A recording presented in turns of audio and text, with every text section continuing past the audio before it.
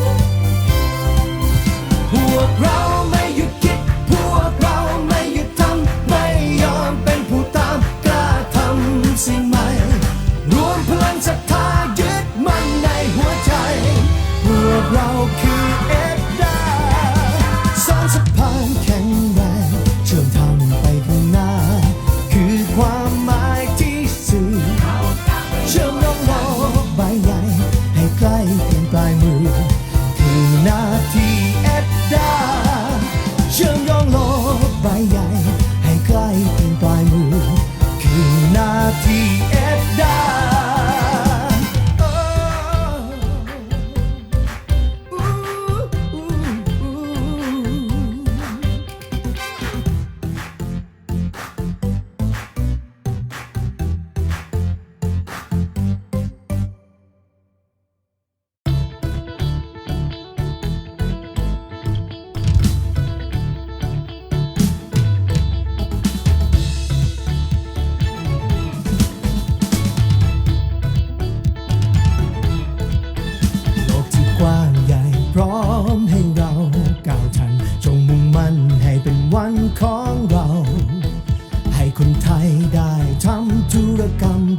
ำเช้าอย่างปลอดภัยมั่นใจทุกเวลานาทีลงไปด้วยความหมายทุกสิ่งที่ทำน้อยใหญ่พัฒนาการทำเพื่อให้เศรษฐกิจไทยงานองอาจยั่งยืนพวกเราไม่หยุดคิดพวกเราไม่หยุดทำไม่รอบบ่ายหลังจากที่ไปรับประทานอาหารกลางวันกันมาแล้วรอบๆตึกเรานี่ก็มีกิจกรรมหลากหลายนะครับอาจจะร้อนนิดนึงสำหรับวันนี้หรือว่าไม่นิดก็ไม่แน่ใจผมไม่ได้เดินออกไปข้างนอกเหมือนกัน ก็เดี๋ยวอีกสักครู่หนึ่งเราจะเริ่มในเซสชันช่วงบ่ายนะครับก็จะเป็น Product จากทาง Gigamon แล้วก็จะต่อด้วยจะเป็น Product ของ Cybertest นะครับก็สำหรับในรายละเอียดเนี่ยเดี๋ยวผมขอให้ทาง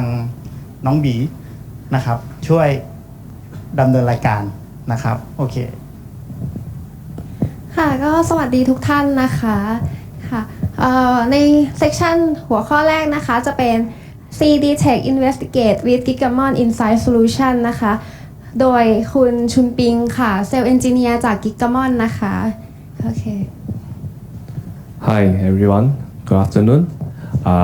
I'll speak English because I'm based in Singapore, so I cannot speak Thai. But yeah, I'll speak slowly and then anything. If you have any questions, you may raise a hand. I can answer your questions. So my name is Chun Ping. I'm a sales engineer and covering Thailand territory and also in Singapore. Today I want to walk you through how Gigamon can help to improve the security effectiveness and efficiencies. So when you thinking about putting maybe having a security investment in certain security tools, how do you get Gigamon to work with all these security tools? Or when come to the network design that you want to have a new data center or new remote sites, kind of newer architecture to support network operations together with the security operations, how Gigamon can fit into the overall organizations and we can help both teams at the same time. So before going into the solutions, I just want to introduce who are we. So we Gigamon are based in US, Santa Clara. We mainly to provide the visibility into the physical, the virtual and the cloud environment. So it's very applicable to enterprise today because today enterprise you have many kind of environment. You have a data center, you have AWS cloud, you also may have a VMware or OpenStack. So what people or organizations need for today is they need the data. So the data allows you to do the analytics for maybe network performance, the analytics or security analytics. So today we have a lot of customers using Gigamon. More than 80% are for security purpose. And you see why we have architecture to help them, to facilitate them, to get them to be deploy all this security investment faster across the network because we help them to optimize it. And as you can see also from here, we work across many verticals. Government is one of our main sector. We also have a lot customer from financial services, in healthcare, and in ASEAN region, we have a lot of different customers from different countries using Gigamon solutions. So why do you need Gigamon in your IT infrastructure? Why do you need? So first thing first, we see a lot of attacks, a lot of threats recently. I mean, maybe from US or maybe within Thailand itself or maybe within Singapore. Singapore healthcare also got hacked. So all these incidents that show that people are playing more important role in security. People are putting more security controls to prevent this kind of thing happens. So when the threat actors or the threats happens in the enterprise, this is the typical average kind of statistics gathered from security intelligence reports. It costs average around $7.6 million for the data breach. And it takes around 196 days to identify the breach.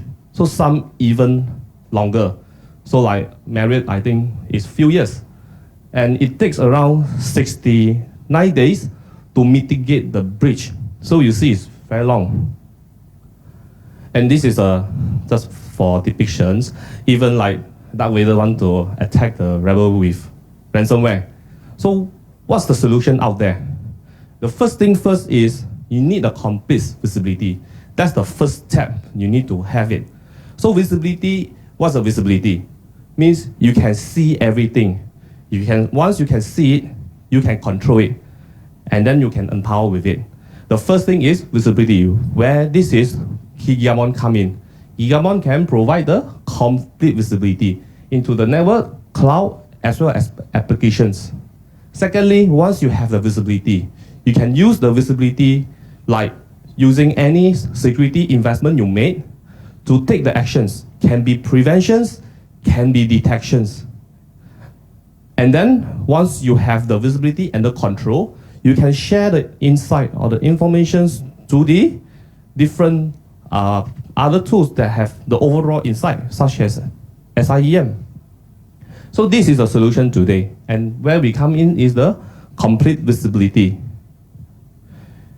Okay, this is what common IT organizations today. You have different teams working across. You have a server team, you have a storage team, you have a security team. They all have their own, they have their own server, their hardware, their own asset, and their own tools. So different things are doing different goal. For network team, they are prioritized on their network uptime. For security team, they want to make sure the security operation, the controls are there to prevent the threats that are coming in. But then it gives a lot of challenges because these teams, they need to cross-talk to each other, but sometimes because of the organizations, the way of working, they might not be able to collaborate closely.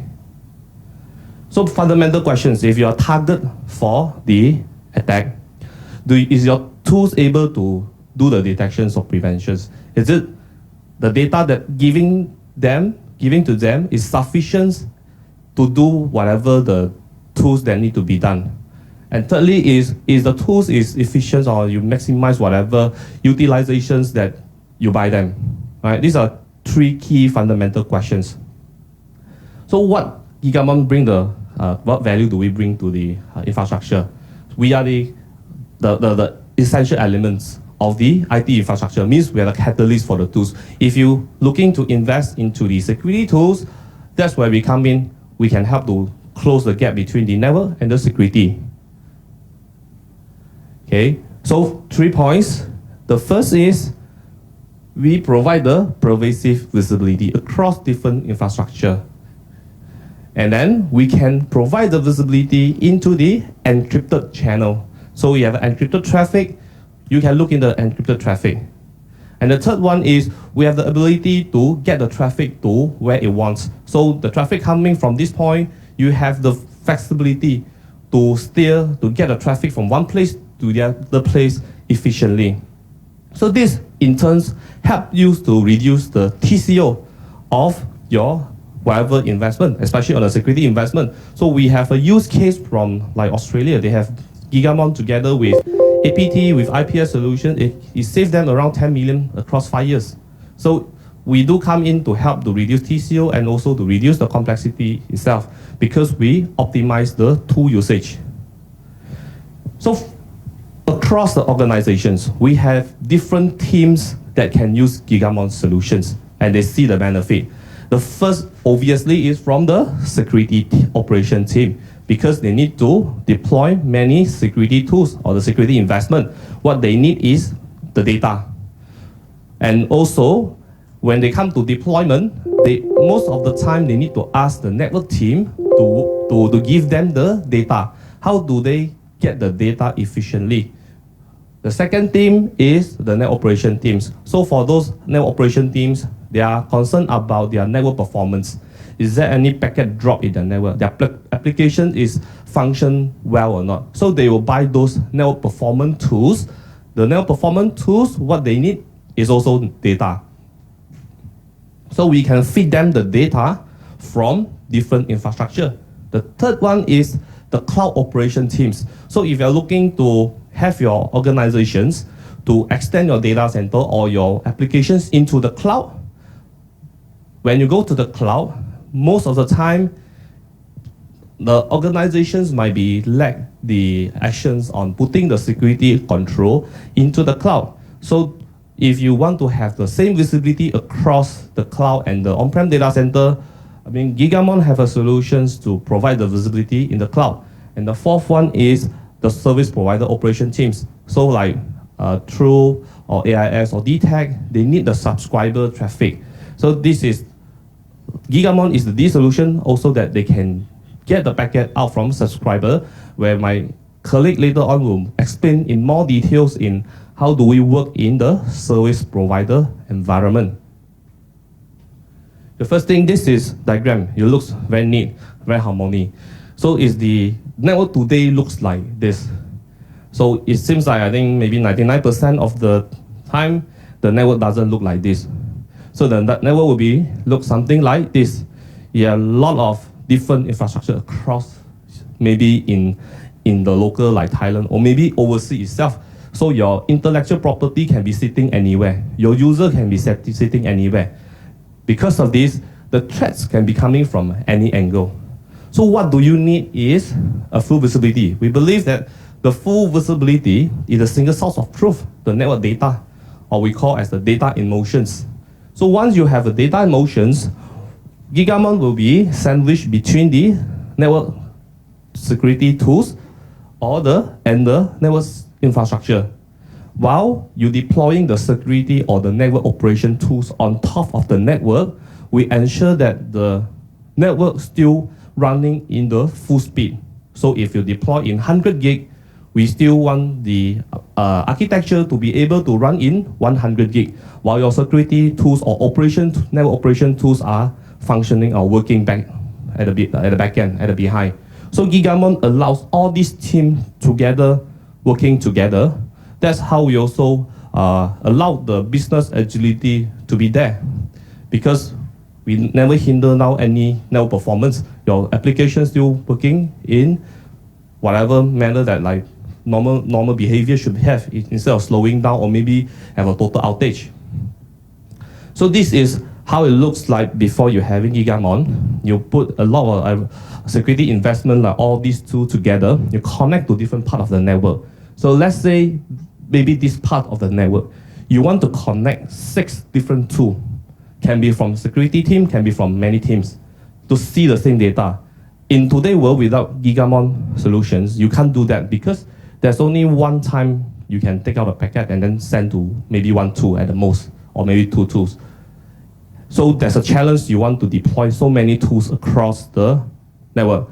And then come to, if you have single tool, you want to, this single tool, for example, this WAF, to look at the whole network infrastructure, can be very big. How do you look through? Because they have a limited interface. They cannot see everything. So you might be going up to the stage that you need to buy so many appliances together. So it's increased in cost. You need to have a lot of budget to get this deployed across the network. So the newer architecture, whereby Gigamon will function as the next generation packet broker. We do the brokerage between the network and the security tools on the top. So on the left-hand side, at the left-hand side, you just need to do it once, wire it once. Like you're putting a tab over here, or you just have your span, or virtual tab here, physical tab, or the virtual tab in the cloud, or the physical tab in the remote site. Once we have the traffic, we aggregate into the centralized appliance, or what's called the centralized platforms. So this is the place that we see all the data. We can process the data. We can either filter certain traffic sending to certain tools. So now you see the difference. Now, for certain tools like WAF, I only send the relevant to them. So it will not overload the tools. At the same time, if all these tools require to see this particular point, we can get this point of a packet to replicate multiple times. Now the same packet can seen by many tools. They can do their own processing and then come out their own analytics result. So any policy, when you want to do a policy changes, the security team over here, say, I want the data from here. Instead of coming to here to get the data, they just do it over here. So it will never impact any network, any production network. It will not impact. So it gives you the operations efficiencies, and also it reduces your staff, because your staff don't need to go down here, do whatever changes, and then cause any impact. Then there's an outage, become an incident. You don't want that to be happen. So this allows you to go into a different approach. At the same time, this is an inline tool. You see the prevention tool. This is a detection tool. So we can connect to multiple tools. It can be prevention tools, it can be detection tools. And then at the same time, you see we have these functions called inline bypass. This is I'm going to detail on the inline bypass later. This is allow you to have a better architecture when you have a multiple inline prevention tools deploying in the perimeter network. The second thing is we have the DPI filtering capability. So you can filter the traffic from layer 2 to layer 7. So let's say you want to filter, you have a tools. Your tools only want to see, for example, just video traffic. You can forward all the video traffic.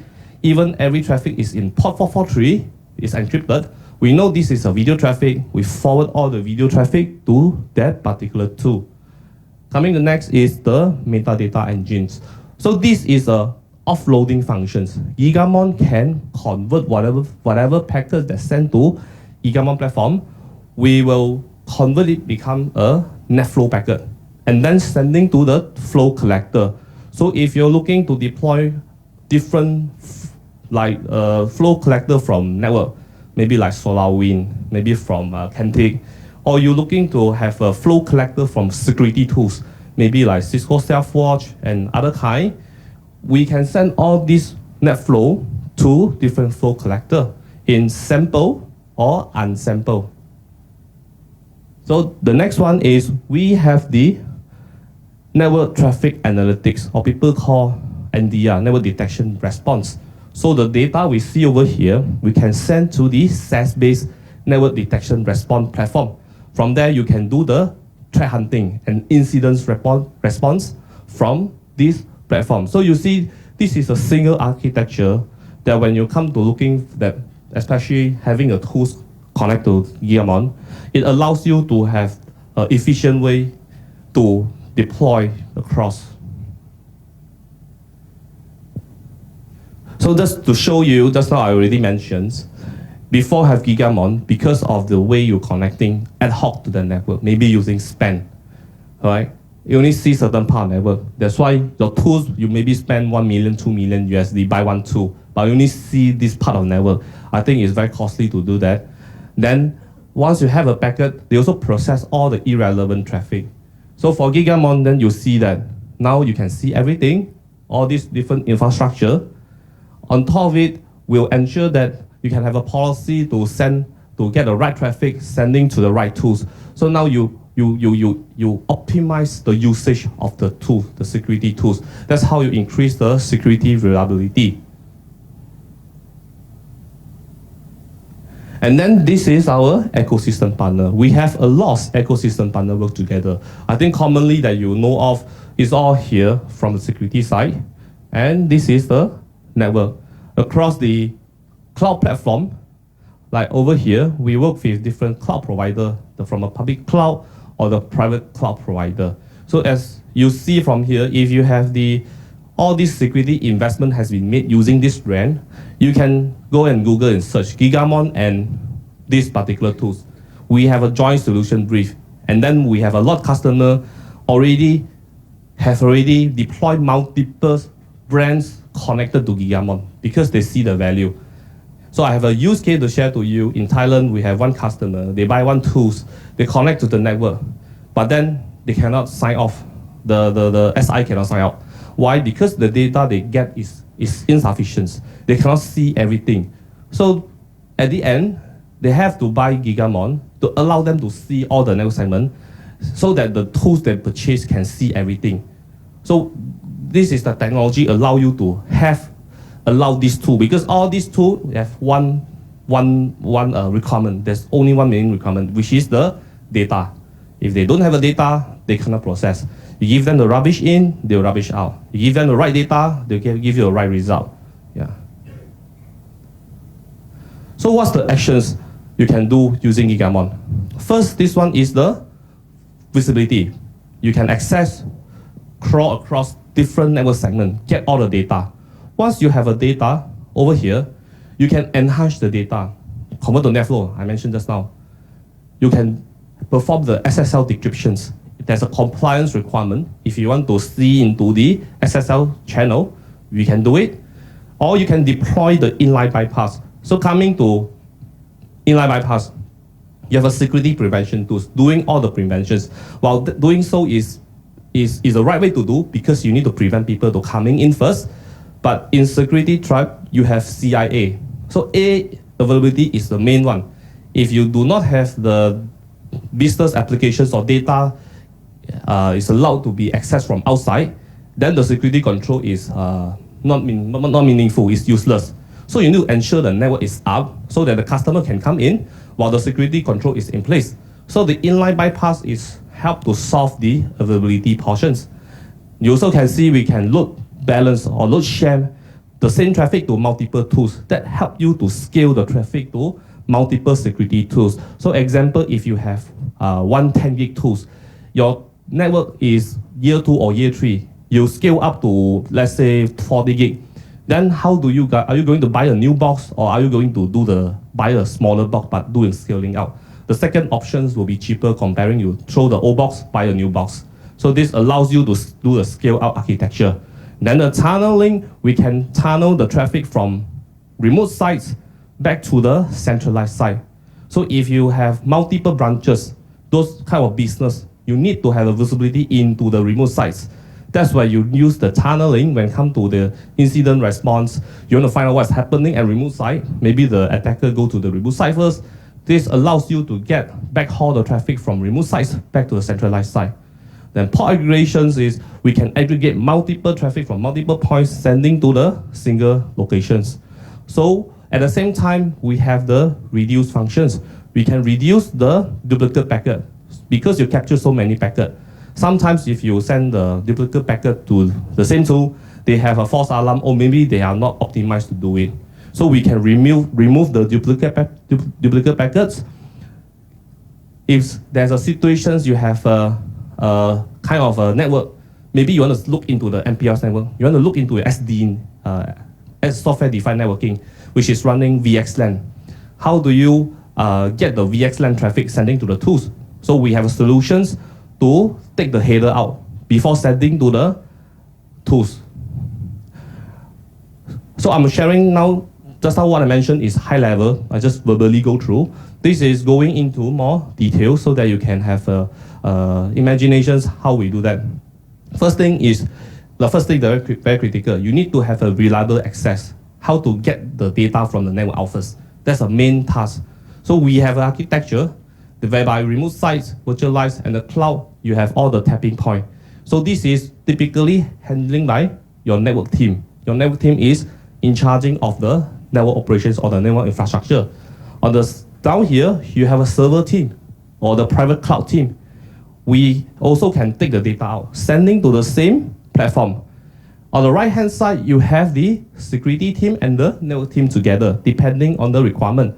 So the network team or the operations team, we want to know the network performance. They can connect to Gigamon, and then this is a security tools that handling by the security team they have their tools connect to Gigamon. Second thing, remote site I mentioned. So in this case, you can have the flexibility that certain remote sites send the net flow to the centralized locations. So your security tools at all connected at the central locations so that they can see all the visibility across remote sites.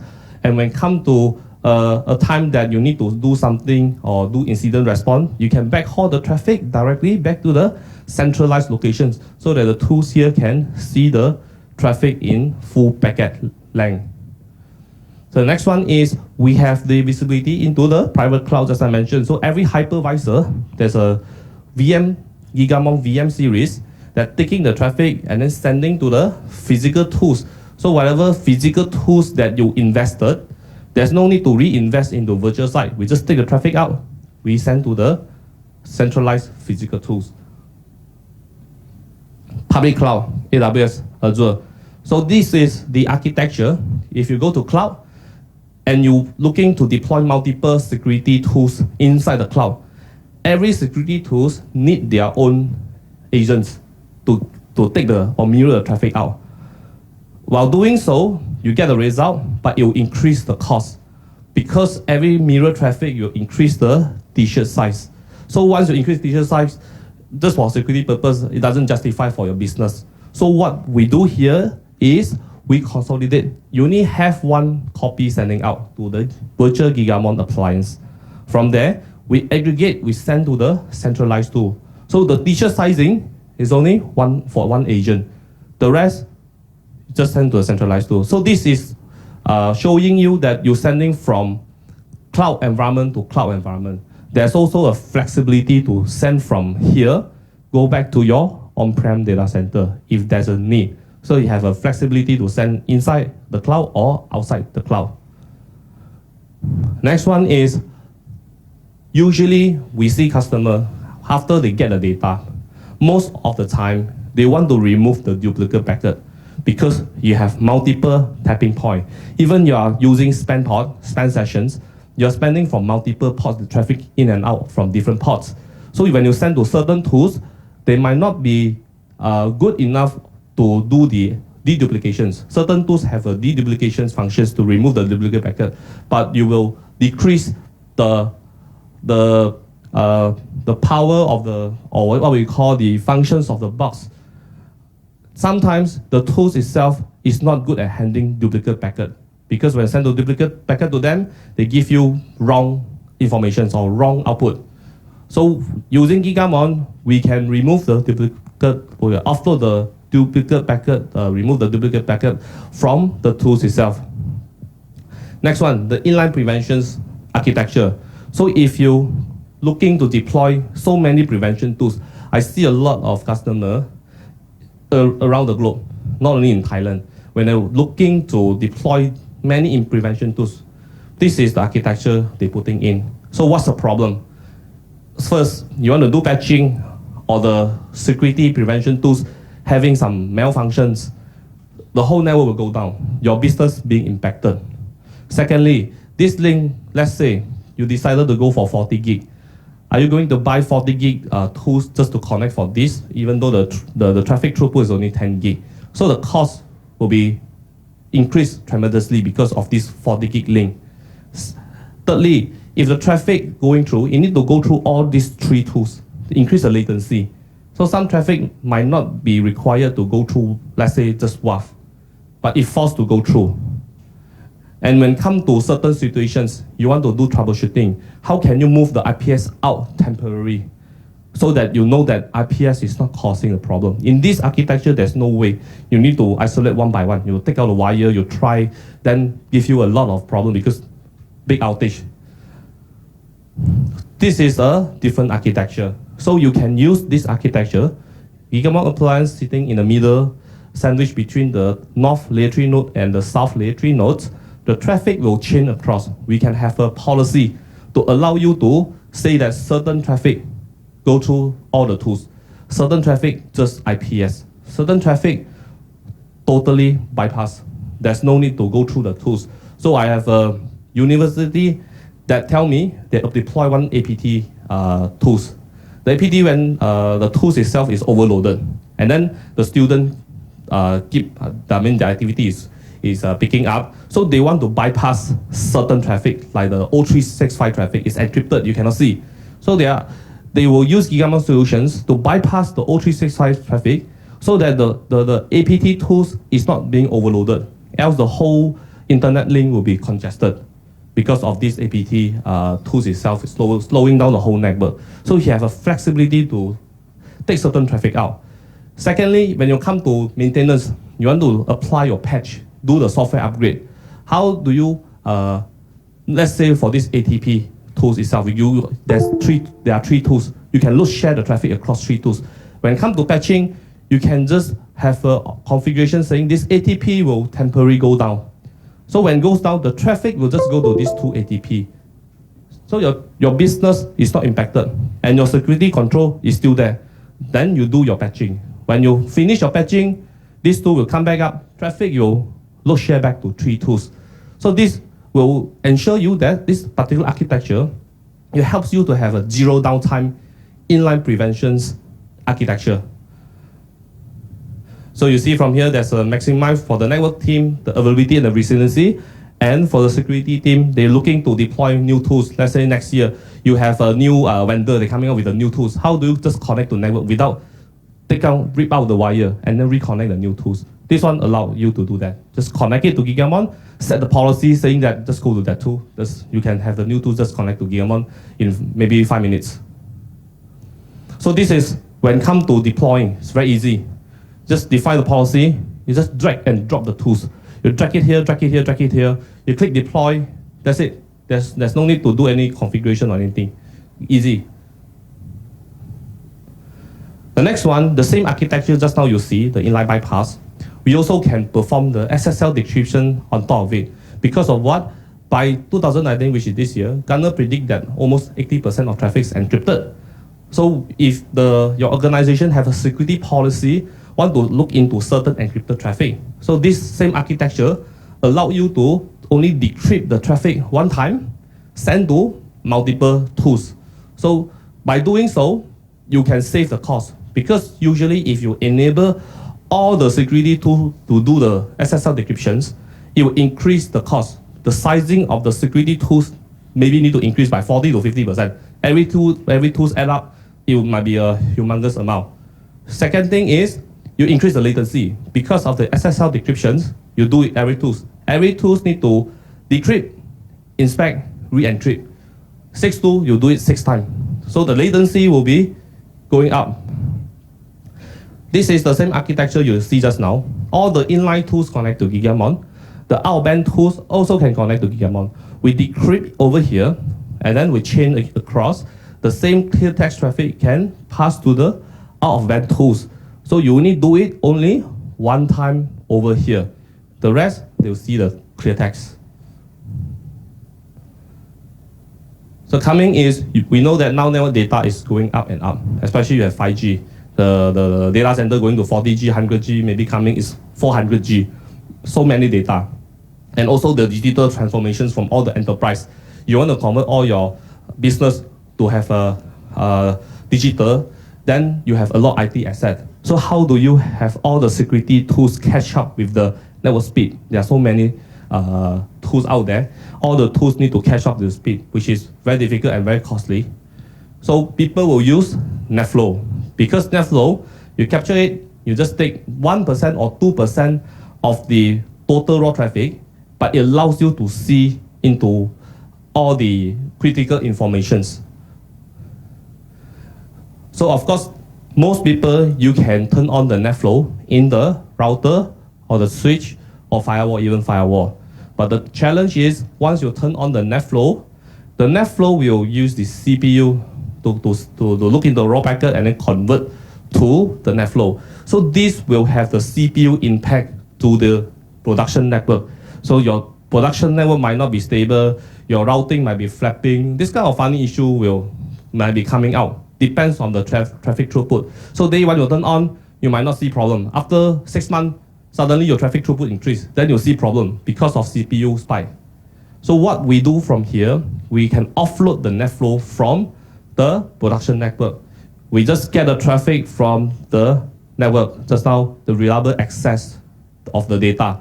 Once we get the data, we can convert every data to NetFlow. So what kind of NetFlow we have? We have the normal NetFlow, which is support up to layer 4 informations, which is like basic NetFlow. We also have a layer 7 NetFlow. So if you want to look at the HTTP informations, SSL information, DNS informations, SMB informations, Kerberos informations, like what is the username, what is the login username, what is the file being transferred across. So this is what we call the layer 7 metadata, NetFlow. We get all this information out, we can send to the security tools. So the same NetFlow can send to the network team, as well as we also can send the security team. Different informations can send to different team, depend on their use case. So before having Gigamon, if you're looking to deploy the security analytic tools like SIEM, just an example, you'll send every traffic to them. This will be overwhelm the tools because they take the log, they take everything. They see so many things. So they need to do the indexing, all these things. It is a very heavy processing task. And then the same is charged by the data being ingested. You send raw data to them, they'll charge you, they're happy to charge you. The third one is so many things sending to them, there are so many information. Might not be relevant to the security context. So what we do from here, once we offload, we only send the relevant metadata, the important for the security, maybe for the incident response, for your investigations, like DNS, SSL, HTTP. We convert, we send to the SIEM or any analytic tools. From there, this way will give you higher efficiency and also lower down your TCO when you're looking to deploy the flow collector like from SIEM or even from the network side. So this is some of the use case. How do you use the metadata from Gigamon sending to SIEM? They can discover the DNS, let's say rogue DNS server. What are the CNC connections try to connect to because the URL, the entropy URL looks funny. So this is all this you can create as an IOC or you can look into, you can do the searching and when the incident happens, you can use your SIEM to do the correlations, look through all this information from the network. So now you have the visibility into the network and so visibility into the event log. So the next, this is the layer 7 filtering. So just how I mentioned, we have a layer 7 filtering. This is how it looks like. We have 3,000 applications. So whatever applications inside your network, even a customized one, you can put your customized signature. From there, you can filter, you can forward based on the application type or the individual application itself. So I think this is very useful because it's helped you to save the cost when you're looking to sending only the relevant data to the tools. Because right now today you have all traffic encrypted 80%. Out of this 80%, how do you know certain traffic is Netflix, certain traffic is YouTube, certain traffic is O365, certain traffic is what traffic? Then you need DPI technology to help you to differentiate out these different applications and then sending to them. So we have the researchers that keep updating the applications. So if there's any update in the applications, the update will push to the box and then it will do the update. You have a new applications in the Gigamon visibility platform. So this is just how I mentioned, all the encrypted traffic coming in. Now you can differentiate certain traffic going to certain tools. So you only send the relevant traffic instead of sending every traffic into the tools. So this is coming to the case study, just showing you how our customer use Gigamon. So this is one of the airline. They tap all the critical links. And then these two particular links, they have Gigamon sitting in path as the inline bypass network packet broker. So you'll see from here, this same packet broker, they can function as outbound packet broker as well as inline network packet broker. So from there, we see all the traffic from outbound and also from the inline. We can chain the traffic across the inline WAN optimization tools or send all these different traffic to the right-hand side. This monitoring tools belong to network team. This Trend Micro NAC and SIEM belongs to security team. The next one is one of the financial institutions in ASEAN. That's how they use Gigamon to ensure high availability for network. So over here, there are two Gigamon. The traffic going through will send to these two tools and this ATP. Two IPS, one ATP. If anything happened to this IPS will take over because it's active. When this Gigamon, let's say, have a power failure, this Gigamon will take over. If both Gigamon goes down, everything will fail to wire. Because for this customer, they are very particular on the network uptime. While they want to have all this control in place, the business cannot be impacted. So this is how they use Gigamon. So as a Gigamon, if you use the network packet broker solutions, it allows the security team, operation team, and the network operation team and security operation teams work together because both teams require the same traffic. So they have their own access. Have their own access. This is prioritized. They want to put in security control. And for this team, they want to prioritize the network availability. So both teams have their own prioritizations.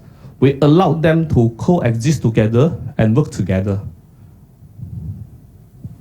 Yeah. So this is a summary for network packet broker solutions by using Gigamon. You can use the deduplications to remove the duplicate. In summary, you can decouple the tools from the speed of the network. The network can be 40 gig, your tools can be 10 gig. You can optimize the network performance and strengthen the security. Why? Because while we're deploying, we ensure that it doesn't slow down the network. We can develop the efficient and centralized architecture. We offload the NetFlow and SSL decryptions at the centralized place without impacting the production network.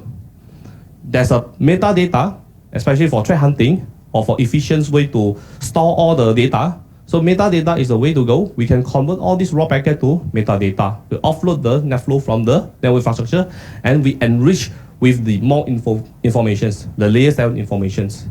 And then the last one, very critical in all organizations, we allow the collaborations between two different teams.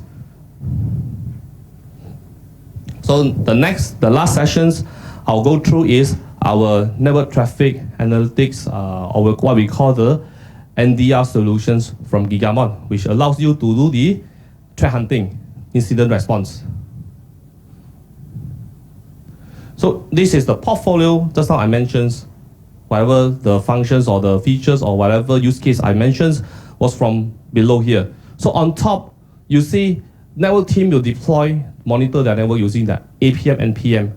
At the front side, you deploy the prevention tools like the WAF, IPS, ATP. This is the prevention stage. When it comes to detections, hunting, and investigation, together with response, we have this Insight. Insight is a SaaS-based threat hunting platform sitting in the cloud. All this data can send to Insight. From there, you can do the threat detections as well as threat hunting. Okay, so it allows you to record every network information. So whatever data that's sending through Gigamon platform, we will store it in the cloud as a metadata. So it's not the user payload, only the metadata, the critical information for threat hunting. So you can play back.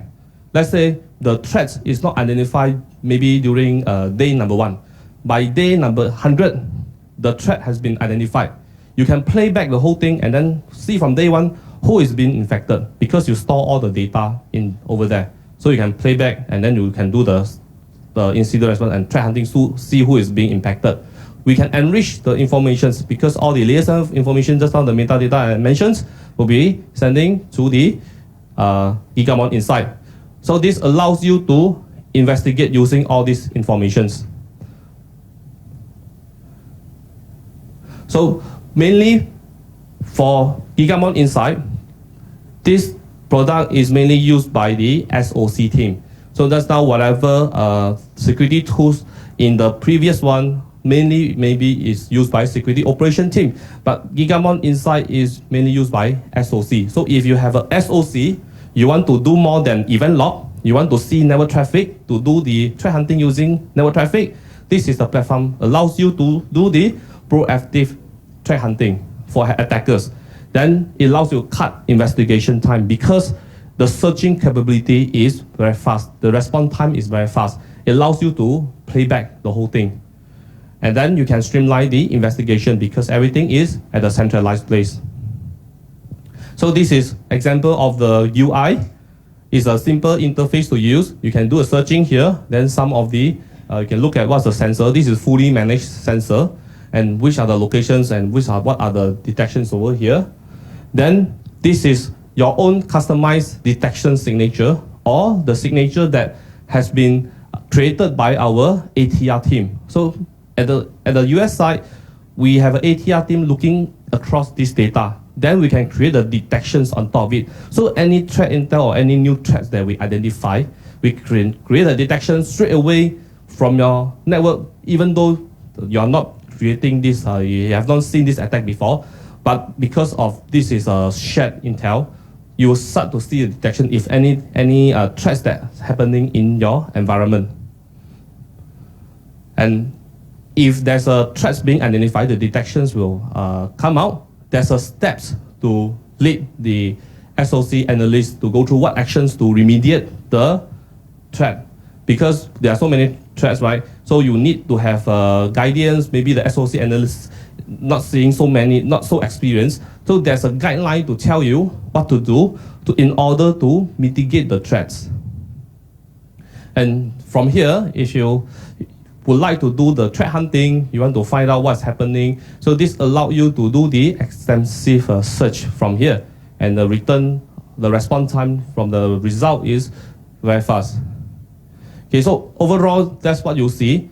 This is the Gigamon network packet broker functions that I mentioned in the first sessions. You can offload, you can do the get the data from the network, allows the security operation team and network operation teams work together so that it can helps you in the whole organization together with the business. On top of it, this is our threat hunting platform that function as one of the tools. So this is all your frontline tools. This is the threat hunting tools. So using Gigamon, you have a legacy architecture. You cannot see it everywhere. So by using Gigamon Network Packet Broker, it allows you to eliminate the tool sprawl because we centralize, we allow the better architecture. Once you have this phase, then another one is, the next stage is we can bring the data to the SaaS base inside and then allow you to see into the network and do the threat hunting. So these are the three different stages you may move across using Gigamon solutions. That's how we can help you in the security to become more efficient. So that's all for my presentations. The next sessions I will introduce my colleague James Tives to speak more about service provider topic. Before going there, any questions from audience? Do you guys have any audience any questions so far? I mean, I hope you understand whatever I talk about it. Yeah. So if you have, if you're shy to ask questions, I'm outside. You can come to me. I can talk to you. Yeah. Thank you.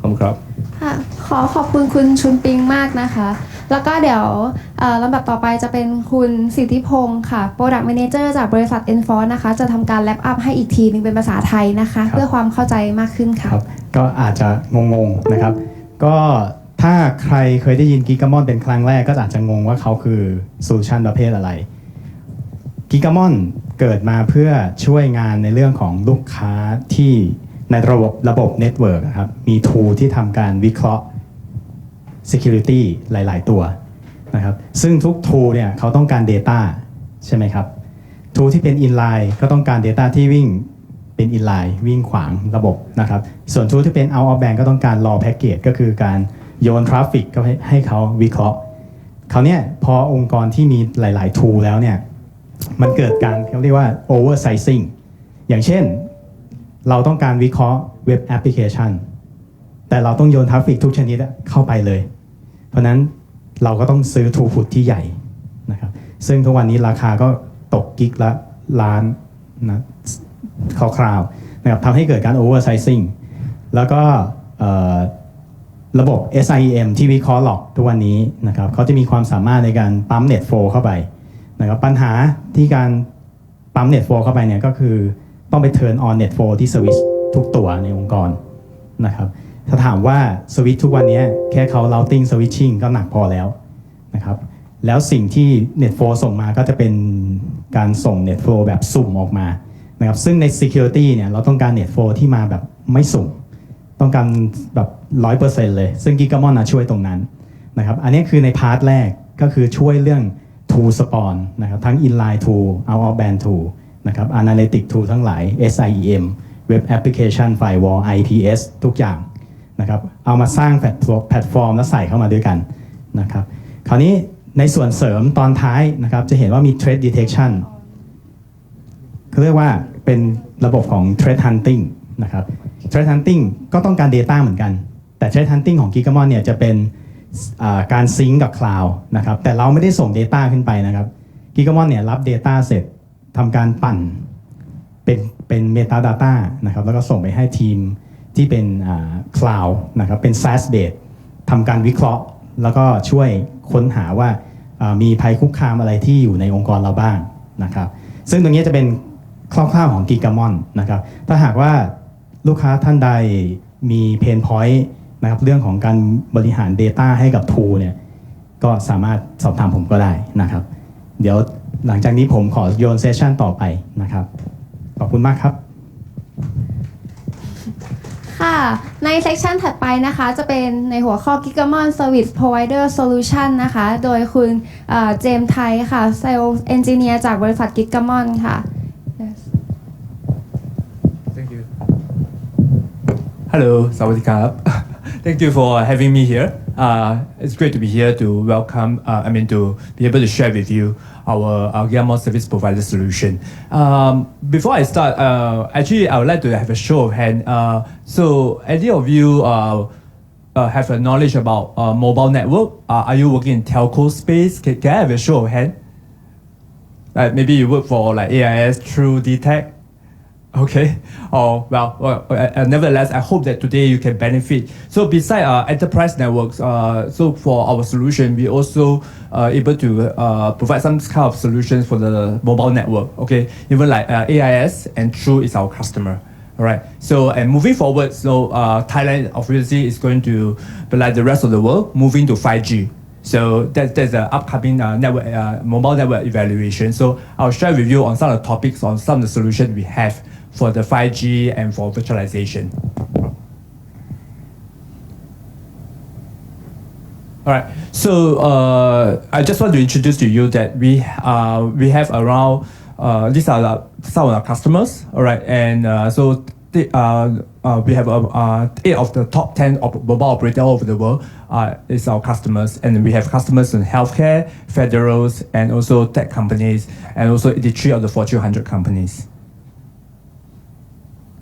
And these are just some of the examples of a customer worldwide. Okay, so like you can see, AIS and True is our customers, and also some of the big customers like T-Mobile, Verizon, and Spring. So just now, my colleague Chun Ping, he has shared with you our portfolio of Gigamon. So if you can see, maybe I'll just use the screen here. So basically, what if you see at the first layer here, this is our basic data acquisition layer. So whether is it physical, all right, virtual or cloud, okay, we have the technology to actually to help you to acquire data, all right. And after acquire data, we able to help you to actually to aggregate the data, or what we call it to combine the data using our flow mapping, inline bypass, or load balancing or clustering, all right. So this is our basic features. And on top of that, we have our smart, what we call it more advanced and smart features, where we can actually do some data processing, okay, on your data traffic, right? So, for example, deduplication, slicing, and SSL decryption. These are some of the features that my colleagues had already shared with you just now, all right? And on top of that, our newest application will be application intelligence, where we can actually show you what the application inside your network. And for the service provider, these are the applications that these are features that are actually more relevant to the service provider. And this is the one that I'll be talking and share with you today. All right, I'll be give you a very high-level overview on all these features like GTP correlation, flow view sampling, SIP RTP, 5G CAPS, and also our application intelligence in the mobile network.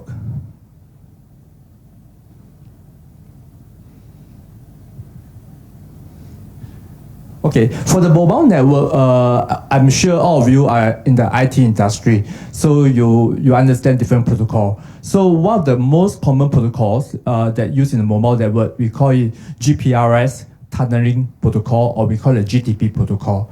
So this GTP protocol, what it does is that it actually carry subscriber information. For example, it just is what you have in your phone. You're actually using a phone number.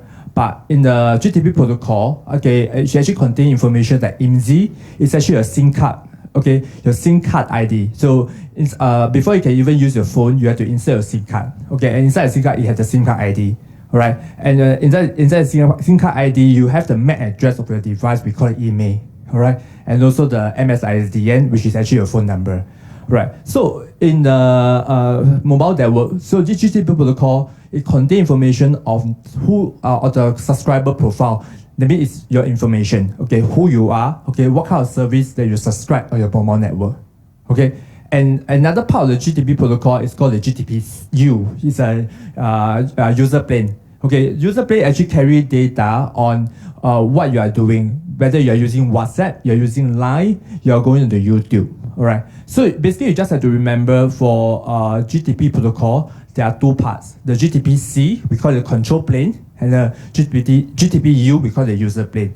So it's not as straightforward as an IP or TCP/IP, where you are actually quite familiar. So for mobile network, is that we are always talking about GTP protocol and how you can actually combine the traffic, okay, of this subscriber, okay, using our tab aggregator, all right, and then send it to your tools, okay. So most of the times, in order to get the traffic from the of the subscriber for your mobile network, okay, they will need some kind of tab aggregator. So this is where Gigamon will provide technology, okay. But this is just mainly to forward traffic to your tools, all right. There's no way to actually to combine the traffic, okay. So they will need our GTP correlation feature, okay, in order to combine the traffic and send it to the relevant tools.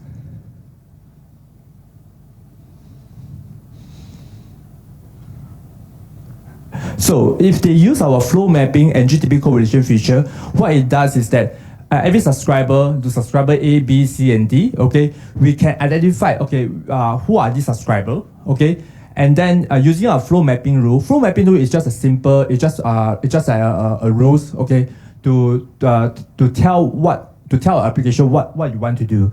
So using after you actually say that, okay, you want to acquire all this traffic, okay, and then what you want to do next is that you want to be able to correlate or combine to have the stickiness, okay. So we want to make sure that the subscriber A traffic or GTP will go to the first two, and the subscriber B will go to the second two, and then the subscriber C will go to the third two. All right. So we make sure that all the subscriber session 2 will go to the right tools. All right. So that it will not be like go to any of the tools randomly. Right. So this is what we call a GTP correlation. So actually what it does is that it actually target more on the GTP traffic, right? To be able to combine the user plane and control plane of the subscriber session, okay, together, and then send it to the relevant tools for processing and for analytic purpose. Okay. So another most common protocol that we see in the mobile network, we call it SIP RTP. All right. SIP RTP is also used in VoIP. All right. So SIP is actually equivalent to the control plane, all right, of the GTP, and the RTP is equivalent to the user plane. Okay. So this is also something that most of the mobile operator would like to be able to combine together to have some kind of stickiness. Okay, to send it over to their tools. All right. So we have this feature where we can actually combine the SIP RTP traffic together, right, and then send it over to the relevant tools, right. So I think for those who are not familiar with the mobile network, maybe you find it a bit confusing. What is GTP and what is SIP RTP? So not to worry. So you all you need to know is that for mobile network, okay, unlike the normal enterprise where you only just talk about IP and TCP/IP or IPv4 or IPv6, for mobile network you're talking about GTP, SIP RTP. Okay, and then we have a capability to be able to combine the traffic together, okay, and then send it to the tools. Right. So this is these are the things that most of mobile operators are looking at when they're looking for some kind of a solution to be able for their tools to do some kind of data processing. All right. So as you know, right now from 3G moving to 4G. So may I know? So I guess nowadays most of you are using Line to make phone call. Even now, when I travel overseas, I'm not calling a roaming call anymore. I mean, you're using data to actually make a call. So for 4G, the core is actually mainly on data, where we call voice over LTE. All right. So in voice over LTE, this is where actually the SIP RTP will be useful for the voice over LTE network, where we actually tap the traffic at between the S gateway and P gateway and at the IMS network. Okay, so this is a very typical architecture design for the mobile network. Okay, this is what we call the core network, and this is what we call the IMS network. Right. In order to acquire the voice LTE traffic, they will need to tap the interface or basically capture the data for all these wires here. All right, and then send it to our application for processing, and then send it over to the tools. Okay, so this is where they actually capture the SIP and RTP traffic, so that they can do the SIP RTP correlation. So beside the voice over LTE network, our SIP RTP correlation feature can also apply to the non-IMS network, meaning that any enterprise network that are using SIP RTP protocol, okay, and they have certain tools that require SIP RTP correlation, they can also use our tab to actually acquire the traffic for all these points, and then send it over to our Gigamon platform for SIP RTP correlation. Okay, and as you know, moving from 4G to 5G, and some maybe some of you know about the IoT devices. So IoT devices means that every of the devices, even maybe a water bottle, can have an IP address. Okay, so and this can be transmitted over to your mobile network. So in the mobile network world, the interfaces or the wire, they actually transmit the IoT data. We call it S11U, right? So this is a new technology that the mobile operator would like to capture, right? So in terms of our IoT devices, so we're able to capture all this data for the S11U interface and be able to correlate, okay, and send it over to our Gigamon platform for processing. After that, it can send it to their IoT tool, right? CIoT essentially stands for cellular IoT devices, right? So this is actually the up and coming technology, or even maybe some of your vendor are looking at right now. So now we are talking about moving from 4G to 5G. So I think maybe by next year, most of the operators is going to be launching 5G services, from what I understand. And then even Motorola and Samsung is already come up with a 5G handphone, all right? So your 3 big operators here, AIS, True, and DTAC, they will need to migrate, okay, from their 4G to 5G. So to migrate 4G to 5G, actually there are a few recommendations. So these are, what you're looking at here is actually the different migration path, okay? Different option on how actually they can migrate from their 4G or upgrade from a 4G network to 5G network. And it's a very expensive exercise, because for 5G you need many antennas, because they're using very high frequency, and the higher the frequency, the shorter the data transmission. So they will need to have many antennas all over, maybe like Bangkok City, even your lamp posts, even every story of building. All right. So most of the operators are actually choosing option 3X. Here, this part, right? 3X, what they do is that they will deploy the 5G antenna first, okay? These are the new 5G antenna, all right? And the 5G antenna will actually communicate with the existing 4G antenna, all right? But then the core network, right? The core network is that once you make a phone call, right? It actually transmits the data to the antenna, and the antenna will actually transmit the data back to the data center, all right? So you can imagine that this pieces here is a data center. So all the data for antenna will actually transmit to the data center. So for the 3X is that maybe operator like True, DTAC, or AIS, they will first deploy the 5G antenna. So what's the advantage deploying the 5G antenna? So that in case when Motorola or Samsung come out with 5G handset, you can connect to the network. But the core network or the data center is still using 4G. Okay, so it's not a fully 5G solution, because you can see that means the bottleneck will be here, right? Because cities are still 4G, but it's one of the paths. So it's one of the more efficient exercise to enable them to migrate to 5G, all right? So and if let's say their data center is still using 4G, this is what we call the non-standalone. right? So that means that the EPC we call it non-standalone architecture design, okay, NSA, as you can see here. So in for 5G technology, you have to be familiar with NSA and NSA. SA means that your 5G core, your data center is actually fully upgraded to 5G. Okay, 5G network. But as for NSA, non-standalone, it's actually still remain a 4G network. Okay, or a mix of 4G and 5G and data technology. Right. So these are just the differences. Okay. So eventually, when the operators fully migrate their network to 5G, it will be like option 2 and option 5, where their architecture or their data center is actually fully 5G. Right. So this is just to let you understand it's not easy.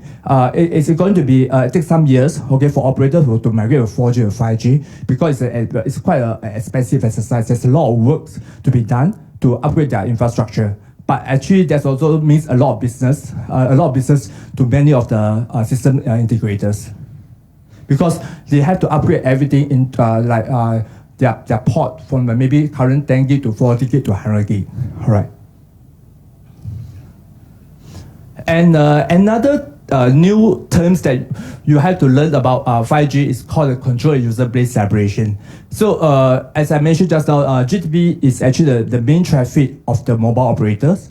And when it comes to 5G, what they do is that they separate the control plane and the user plane. So the control plane, where it contains all the subscriber information, it can be at Bangkok, all right, for example. And then the user plane traffic, it can be so-called distributed all over Thailand. That means the user plane traffic can be at Phuket, can be at Chiang Mai, Chiang Rai, okay? So, but then the control plane management will be centralized in Bangkok. Because currently, for the LTE, all the C and U is actually on the same wire, okay? But whereas when it comes to 5G, they actually separate the control plane and user plane, all right? So, I know it's a bit confusing, but I mean, for those who are familiar with mobile technology, you can appreciate this one. Okay, and the reason why you want to do this kind of new architecture to separate the control plane to user plane is because of lower latency. Because I'm sure a lot of you heard of Tesla, the self-driverless car. Okay, so in order to have enable this kind of technology like virtual reality, augmented reality, okay, the latency is very important. It has to be low. So in order to have lower latency, they have to make sure that the user plane traffic will actually contain the payload or the subscriber data, okay, to be nearer to the subscriber, okay, to have a faster turnaround time and a faster decision making, right? So this is what we call CUPS, control and user plane separation. Okay, so this is how the architecture look like. So for 3G LTE non-CUPS, okay. Then this is the architecture of the 3G network, LTE network, where you only have one S gateway, P gateway, GGSN, and the GTP-C and U protocol are on the same wire, all right? But then moving on to the 5G or the CUPS architecture, okay, you can see the S gateway is separated into two: the S gateway control plane, S gateway user plane, P gateway control plane, and P gateway user plane. So you can see the differences, right? So it's all single node for the 3G LTE, but whereas migrate to LTE, CUPS is actually separated. Okay, so if it's separated, it means that you will have new wire, okay, and these are the new wire that you need to capture in order to capture the traffic in the mobile operator. Okay. And also for the current LTE, these are the KPI or what the indicator inside LP, the IMSI, IMEI, MSIDN. Okay, this is what you can find in the control plane traffic, right? But for 5G, they will have new configuration attribute like SUPI, PAD, and then 5QY. And also moving to 5G, most of your physical appliances is actually virtualized a VM. Okay, it will be running on the cloud. Okay, so what you see in the P gateway, S gateway, it will become like a function inside the cloud, right? It's actually this is very similar to this previous architecture. Okay, it's actually similar to this. Hold on, okay. How do I get back? Oh, right.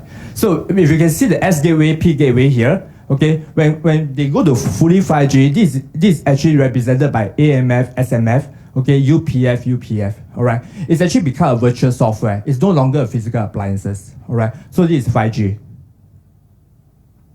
Okay, so in today's, what you see here is our one of the Gigamon product. We call it HC3. Okay, so for GTP correlation, we can use one box, okay, to do the subscriber awareness solution where one box can be processed by one HC3, right? But moving to LTE cards and migrating to also transition to 5G, okay, we will need to have new technology to be able to process both control plane and user plane. All right, and you might need two boxes. Okay, instead of one box, we will need two different boxes. Okay, to process the different control plane and user plane, and the two boxes will need to be able to communicate with each other. All right, so that it can actually combine the traffic. Okay, and also moving to 5G, most of the control plane traffic will be virtualized. Okay, all this will be running in the cloud. Right? And then, but the user plane traffic, because the traffic is huge, okay, so it will still remain using the physical devices, okay. All right, I won't touch on this one. Okay, so this is how our HC3 look like. So it's a 3U, it's a 3U physical appliance. It has 4 modules. Okay, so all this module is swappable. All right.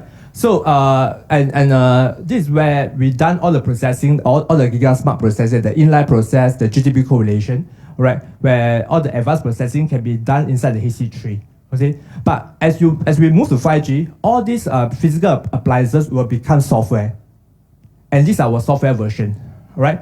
So what happens is that it will be a VM, it will be a VM running on the hypervisor layer, okay? And the most common hypervisor layer running for the telco is called OpenStack. So any of you, I'm sure most of you heard OpenStack, right? So OpenStack is another cloud platform, actually very commonly used at the telco data center. All right. So it's mainly to build a private cloud. All right. Of course, they can choose VMware, but VMware is because of the licensing. There's a lot of consideration for licensing. Okay, so a lot of telco they go for OpenStack because it's an open source community software project. So basically, what I want you to understand here is that in today's we are using all the physical box. Okay, but when you go to the future, it's going to be 5G. It's going to be a cloud. All these physical box will become a software. Okay, and inside the software, inside the cloud, we still be able to perform all these advanced features. All right,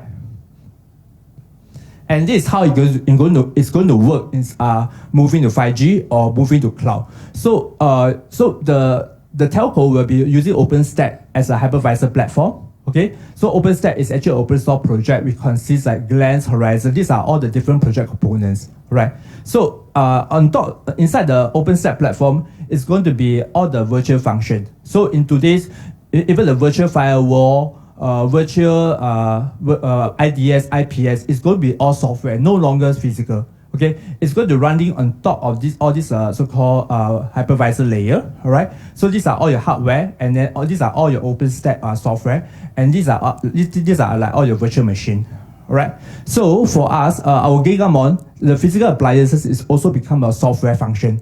So we also have a software, okay, as a packet broker. So this will be a software version of packet broker where we have all these functions. So we can actually mirror the traffic or copy the traffic over to send to our software virtualized packet broker to do the processing and then send over to your virtual tools. So even your virtual tool is going to be virtualized. Okay, and for the virtualization technologies, okay, there's actually a number of virtual technology out there using different type of virtual network. Inside the OpenStack, there's actually a layer called the OVS, Open vSwitch. All right. So if let's say they are just using a normal Open vSwitch, the throughput they can get from the hypervisor is only around less than 1 gig. All right. But if they use some kind of acceleration technology like DPDK, all right, they can actually achieve around 1 to 3 gigs. All right. And if they're using the SRLOV, all right, single root, okay, IO virtualization, they can achieve around 9 to 10 gigs. So this will be the different type of virtual networking, okay, that's going to be used by the telco if they move into the OpenStack environment. All right. So this just to give you an overview how each of the different type of virtual network look like. And OVS with DBTK, and then the SIIOV. Okay, and for Gigamon, okay, we have a different version to different virtual tap. Okay, for different kind of virtual tapping. All right, so it's just like your physical tap, but for data center they will need virtual tap. Okay, to be able to mirror the traffic. All right, and I will just briefly go through each of them. Okay, for example, so we have a VNF based mirroring. So let's say you have your virtual machine running inside your OpenStack. So what we can do is that we can actually have an agent, okay, installed inside each of the VM, and then copy all the mirror the traffic over the vSwitch, okay, and send it to our virtual packet broker for processing, right? So and we are using FM. FM is actually like our single platform, our management platform to control everything here, all right? To control all the Gigamon software layer. So we can create tunnel, we can create the packet broker, and we can install the vSwitch, okay, our vTap. So we call it virtual tap. It's no longer a physical tap, all right? But so this method is actually like a small software module, okay, running inside your virtual machine, all right? So we call it a VNF-based mirroring. So the second method will be the open vSwitch mirroring. So instead of having a vTap, okay, running inside the VNF, we actually have a vTap running at the hypervisor.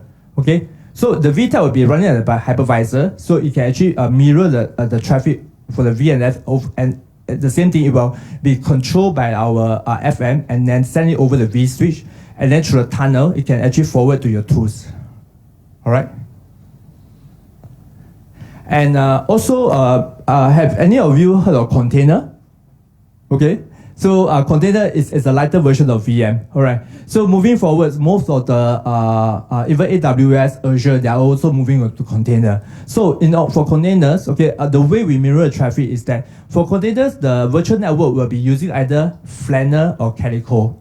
Flanner and Calico is like a virtual version of the virtual network. So that's how each of the container communicate with each other. So for Gigamon, so we will have a GV-tap, a virtual tap container, where we can actually mirror traffic, okay, copy the traffic for each of the container function, okay, via the virtual network, either Flanner or Calico. These are the two container networking that we support, okay, and from there we can actually tunnel the traffic out, okay, to our Gigamon platform or directly to your tools. Okay, and lastly, if you are using SIIOV mirroring, okay, SIIOV mirroring is a bit different because actually SIIOV mirroring is that this one is actually a physical NIC card. Okay, so what they do is that they have the virtual port, okay, created inside the physical NIC card. All right, so the communication, okay, or the traffic is directly sent over for the virtual machine to the SIIOV. Right. So how we actually mirror traffic is that we actually create a virtual machine, okay, to actually communicate with the virtual NIC card. All right. And then from there we can actually mirror traffic, all right, from the virtual port, okay, over to another virtual port, so that we actually can transfer the traffic over to the virtual machine. And then from there we will actually be able to send the traffic over, tunnel it out, okay, to either VXLAN or GRE, okay, to your tools. Right, so these are the SIIOV mirroring. Okay, so in summary, okay, so some of you might say, I know it's very confusing. I myself also still learning about cloud and virtual machine. So it's a totally different knowledge. So it's going to be quite fun, but it's also you're going to acquire a new way of thinking, new way of deploying. But what you need to remember is that don't be afraid of cloud, right? So Gigamon are here to help you. So if you have a customer and looking for a solution to get the traffic out of your cloud, okay, come to us. So we support Amazon, we support Azure, we support OpenStack, we support VMware. All right. So these are the most common cloud platform that we're able to help you to mirror traffic. All right. And on top of that, we also have this, I think my colleague had shared with you our application intelligence. So let's say it's a mobile subscriber, they want to know, okay, like what you are doing, okay, what software you are you using Line, are you going to YouTube, okay? So using our application intelligence, we can actually give a breakdown of the application inside the GTP network. All right, GTP traffic. Okay, and that means inside the mobile network, they will have the GTP traffic. Okay, and using our application intelligence, we can actually give you a visibility into the application inside running in the GTP session. All right, so as you can see, they will show you the number of GTP traffics and also the different type of protocol running inside the GTP traffics. Right. Okay, that's my last slide. Okay, I hope I think if let's say you do not come from a mobile background, I understand it's a bit different. Okay, from what you know daily for the enterprise world. But I just hope that you all can know that for Gigamon, besides the enterprise world, we also provide all these different solutions for our mobile customer. All right, thank you so much for your time. All right, thank you. ค่ะแล้วก็สำหรับ Gigamon นะคะยังไม่หมดเพียงเท่านี้นะคะคือข้างหน้าค่ะจะมีเป็นตัวสแกน QR code นะคะท่านใดตอบแบบสอบถามแล้วก็คือจะได้เป็นของที่ระลึกจากทาง Gigamon ให้นะคะแล้วก็พักประมาณ10นาทีค่ะรับขนมเบรกได้ที่ข้างหน้านะคะแล้วก็ท่านใดที่ยังไม่ได้นำบัตรจอดรถขอโทษค่ะนำรถมาแต่ว่ายังไม่ได้สแตมป์บัตรจอดรถนะคะก็สามารถติดต่อได้ที่โต๊ะลงทะเบียนข้างหน้านะคะขอบคุณค่ะเป็นผู้ต้านกล้าทำสิ่งใหม่รวมพลังศรัทธายึดมั่นในหัวใจพวกเราคือเอ็ดดาสร้างสะพานแข็งแรงเชื่อมทางไปข้างหน้าคือความหมายที่สื่อเชื่อมโยงโลกใบใหญ่ให้ใกล้เพียงปลายมือคือหน้าที่เอ็ดดา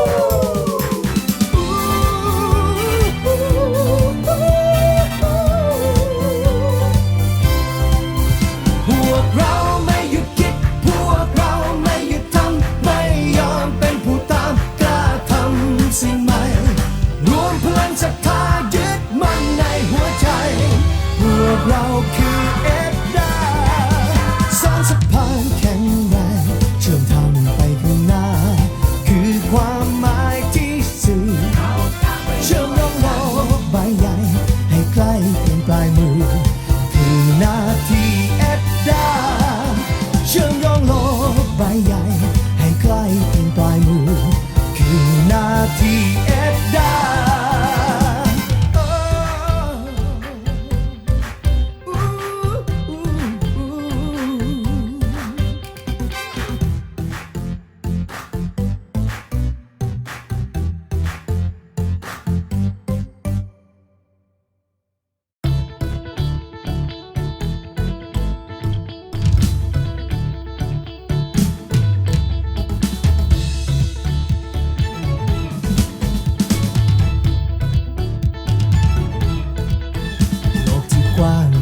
พร้อมให้เราก้าวทันจงมุ่งมั่นให้เป็นวันของเราให้คนไทยได้ทำธุรกรรมค่ำเช้าอย่างปลอดภัยมั่นใจทุกเวลานาทีลงไปด้วยความหมายทุกสิ่งที่ทำน้อยใหญ่พัฒนาการทำเพื่อให้เศรษฐกิจไทยงานองอาจยั่งยืนพวกเราไม่หยุดคิดพวกเราไม่หยุดทำไม่ยอมเป็นผู้ต้านกล้าทำสิ่งใหม่รวมพลังศรัทธายึดมั่นในหัวใจ พวกเราคือเอ็ดดาสร้างสะพานแข็งแรงเชื่อมทางไปข้างหน้าคือความหมายที่สื่อเชื่อมโยงโลกใบใหญ่ให้ใกล้เพียงปลายมือคือหน้าที่เอ็ด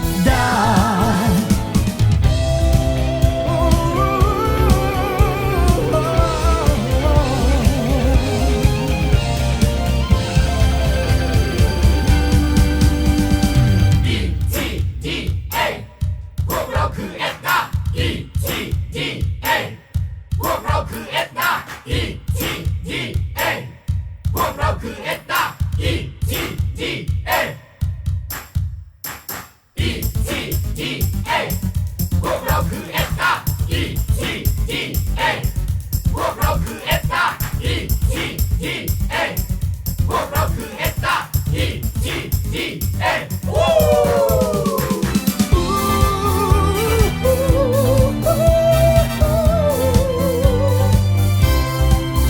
พวกเราไม่หยุดคิดพวกเราไม่หยุดทำไม่ยอมเป็นผู้ตามกล้าทำสิ่งใหม่รวมพลังศรัทธายึดมั่นในหัวใจพวกเราคือเอ็ดดาสร้างสะพานแข็งแรงเชื่อมทางไปข้างหน้าคือความหมายที่สื่อเชื่อมโยงโลกใบใหญ่ให้ใกล้เพียงปลายมือคือหน้าที่เอ็ดดาเชื่อมโยงโลกใบใหญ่ให้ใกล้เพียงปลายมือคือหน้าที่เอ็ดดา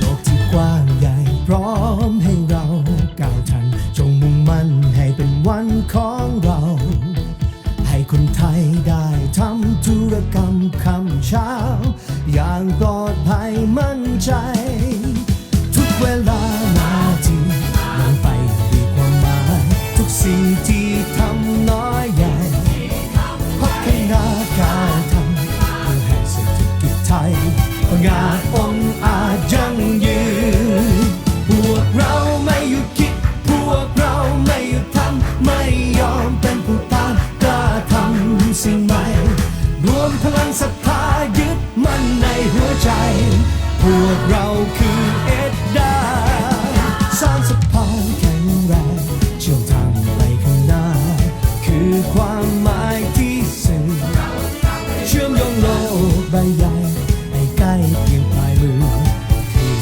หน้าที่เอ็ดดา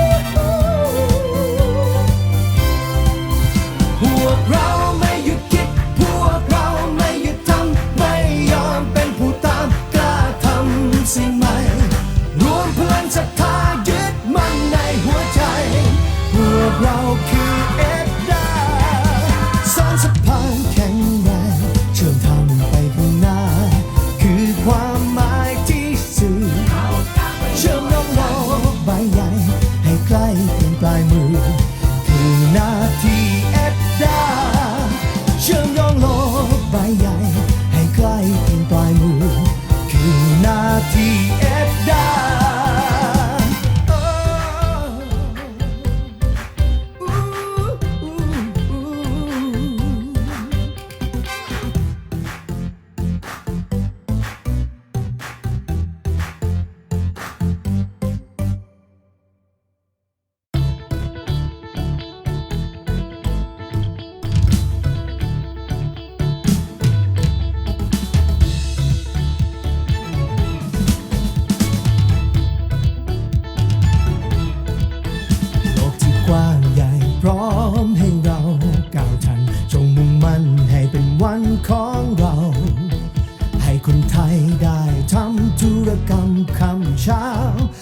อย่างปลอดภัยมั่นใจ ทุกเวลานาทีลงไปด้วยความหมายทุกสิ่งที่ทำน้อยใหญ่พัฒนาการทำเพื่อให้เศรษฐกิจไทยงาองอาจยั่งยืนพวกเราไม่หยุดคิดพวกเราไม่หยุดทำไม่ยอมเป็นผู้ตามกล้าทำสิ่งใหม่รวมพลังศรัทธายึดมั่นในหัวใจพวกเราคือเอ็ดดาสร้างสะพานแข็งแรงเชื่อมทางไปข้างหน้าคือความหมายที่สื่อเชื่อมโยงโลกใบใหญ่ให้ใกล้เพียงปลายมือคือหน้าที่เอ็ดดา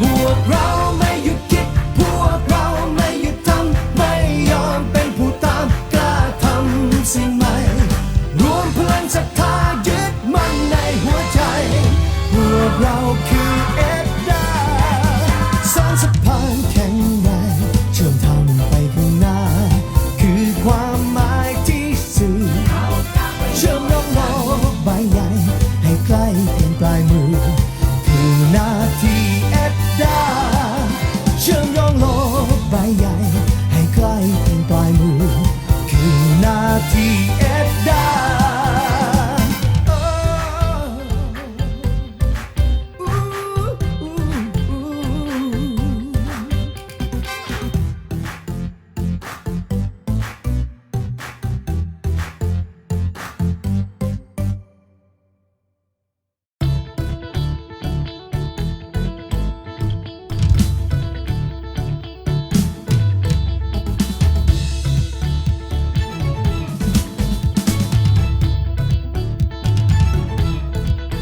โลกที่กว้างใหญ่พร้อมให้เราก้าวทันจงมุ่งมั่นให้เป็นวันของเรา ให้คนไทยได้ทำธุรกรรมคำเช้าอย่างปลอดภัยมั่นใจ ทุกเวลานาทีลงไปด้วยความหมายทุกสิ่งที่ทำน้อยใหญ่พัฒนาการทำเพื่อให้เศรษฐกิจไทยงาองอาจยั่งยืนพวกเราไม่หยุดคิดพวกเราไม่หยุดทำไม่ยอมเป็นผู้ตามกล้าทำสิ่งใหม่รวมพลังศรัทธายึดมั่นในหัวใจพวกเราคือเอ็ดดาสร้างสะพานแข็งแรงเชื่อมทางไปข้างหน้าคือความหมายที่สื่อเชื่อมโยงโลกใบใหญ่ให้ใกล้เพียงปลายมือคือหน้าที่เอ็ดดา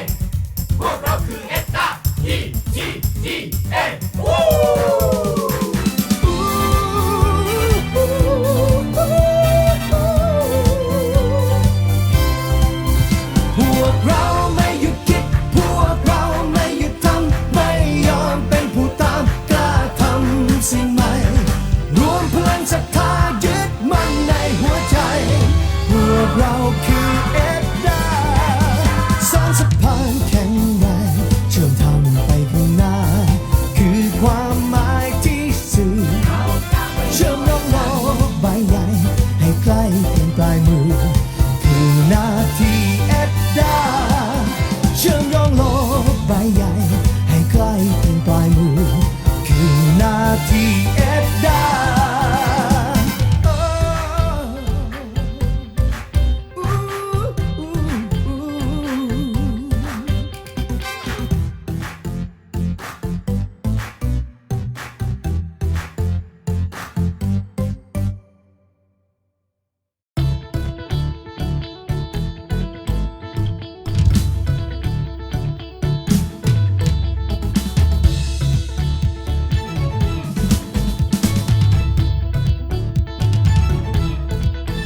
โลกที่กว้างใหญ่พร้อมให้เราก้าวทันจงมุ่งมั่นให้เป็นวันของเรา ให้คนไทยได้ทำธุรกรรมคำเช้าอย่างปลอดภัยมั่นใจ ทุกเวลานาทีลงไปด้วยความหมายทุกสิ่งที่ทำน้อยใหญ่ พัฒนาการทำเพื่อให้เศรษฐกิจไทยงาดองอาจยั่งยืนพวกเราไม่หยุดคิดพวกเราไม่หยุดทำไม่ยอมเป็นผู้ต้านกล้าทำสิ่งใหม่รวมพลังศรัทธายึดมั่นในหัวใจพวกเราคือเอ็ดดาสร้างสะพานแข็งแรงเชื่อมทางไปข้างหน้าคือความหมายที่สื่อเชื่อมโยงโลกใบใหญ่ให้ใกล้เพียงปลายมือคือ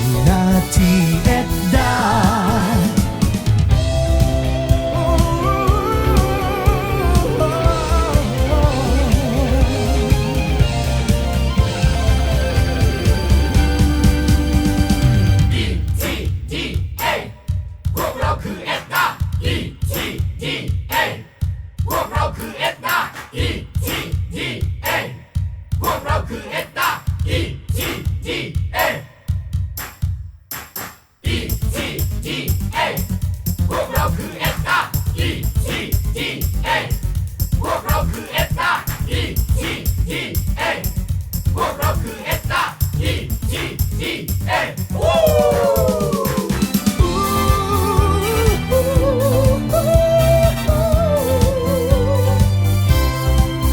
พวกเราไม่หยุดคิดพวกเราไม่หยุดทำไม่ยอมเป็นผู้ตามกล้าทำสิ่งใหม่รวมพลังศรัทธายึดมั่นในหัวใจพวกเราคือเอ็ดดาสร้างสะพานแข็งแรงเชื่อมทางไปข้างหน้าคือความหมายที่สื่อเชื่อมโยงโลกใบใหญ่ให้ใกล้เพียงปลายมือคือหน้าที่เอ็ดดาเชื่อมโยงโลกใบใหญ่ให้ใกล้เพียงปลายมือคือหน้าที่เอ็ดดา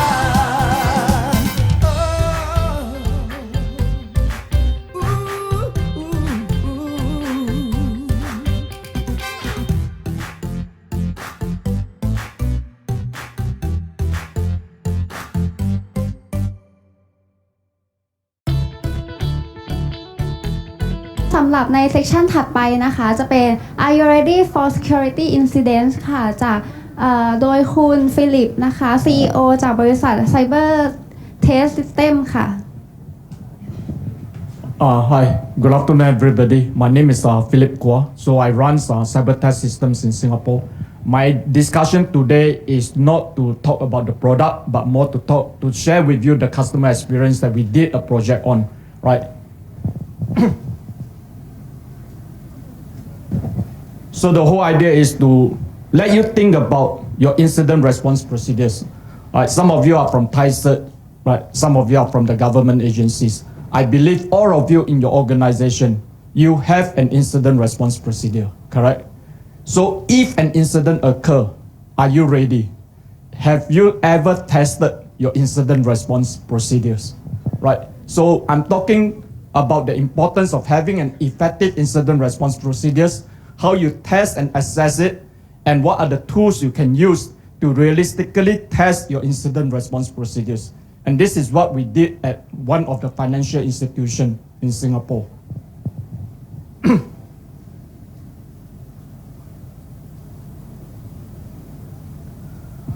So this, all of us are very well aware that cybercrime today is an all-time high, right? People make money out of cybercrime, right? No longer you need to rob the bank or you do theft, right? You might as well go and do some cyber incidents, create some malware, hack into a company system, and you make money that way, right? And this is also happening because organizations today are moving into internet digitalization, right? As we move into digital, all our computers, all our devices are connected. There are more people as well. And what happened with that? It means that your threat landscape is bigger now and it's more challenging, right? The threat landscape is more complex as well, right? So you will see cybersecurity as a very, very hot topic, and a lot of people are talking about it and how we can prevent cyber attacks happening. So take note of the bottom line. You do not want to find that your cyber incidents response plan fails when the attack happens. Many times when an attack happens, what we do, we look at how we can prevent the attacks. We have not practiced it like a fire drill, right? Like in company, you have fire drills once in a while, like once a year. But do you practice that in your cyber incident response procedures, right? So if an attack were to be, if your organization has been hacked, are you ready for it? You have to look at questions like, is your team able to identify the situation, identify the events, and identify the malicious attacks? Do the people know what to do? Do they know who to call? Do they know who to escalate to, right? And it's in some incidences whereby the attacks are very high and very high profile, you will need to get the government involved. You need to get your communication, your legal people involved as well. Your senior leadership has to be told of the incidents, right? And how do you tell your senior leadership that you have been hacked? What are the information that you need to give them, right? These are some of the key questions that you have to ask yourself so that you do not want to fear when an incident strikes.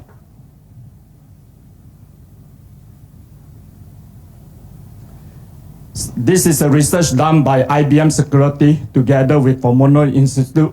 Right, over there you can see some statistics that says that 77% of responders indicate that they do not have a cybersecurity incident response plan applied consistently across the whole enterprise.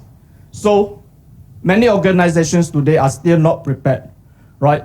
And even organizations that have a plan in place, they have not tested it, and as such, they do not know how to do it right, right? So if you look at it, 54% of the organization do not test their plans on a consistent and annual basis.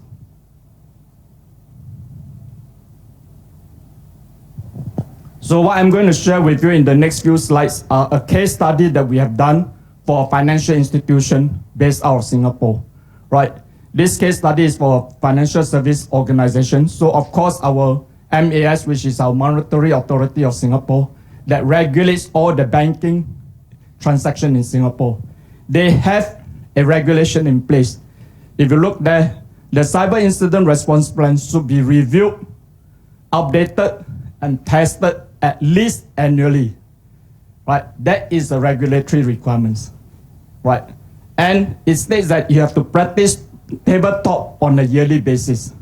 So the banks have no choice. Every year they have to do it. Every year they have to make sure that their incident response procedures are up to date. For instance, if your organization, your security help desk people leave the organization, have you updated your incident response procedures? If your team changed, the processes changed, have you changed your incident response procedure as well? So these are things that has to be tested. So the client came to us and said, we want to do a tabletop exercise, right? Because that's what the regulation requires, a tabletop exercise, right? And the whole idea was two main objectives: to test the effectiveness of the incident management cross-team communication. So when an incident occurs, you have different teams to talk to. Your level 1 help desk, your incident response team, your malware analysis team, your forensic team, your legal, your public communication people, your top management. How do all these people get together and talk to one another to make sure that the same message gets sent across to the public when an incident occurs, right? And they also want to validate their cybersecurity incident response playbook. So these are the two key main objectives that they were looking for. But of course, obviously, one of the other things is to make sure that they meet the regulatory requirements of doing the exercise once every year. So how many of you have conducted tabletop exercise in your organization? No? Okay. So when you want to test a cyber incident response procedures, there's two approaches to do it. Two different approaches. One is to do a tabletop exercise. Basically, a tabletop exercise is a group of people gather into a room, like what you see in the picture there, right? All sitting down with one facilitator that talks about the scenarios, right? So it's a paper-based discussion, right?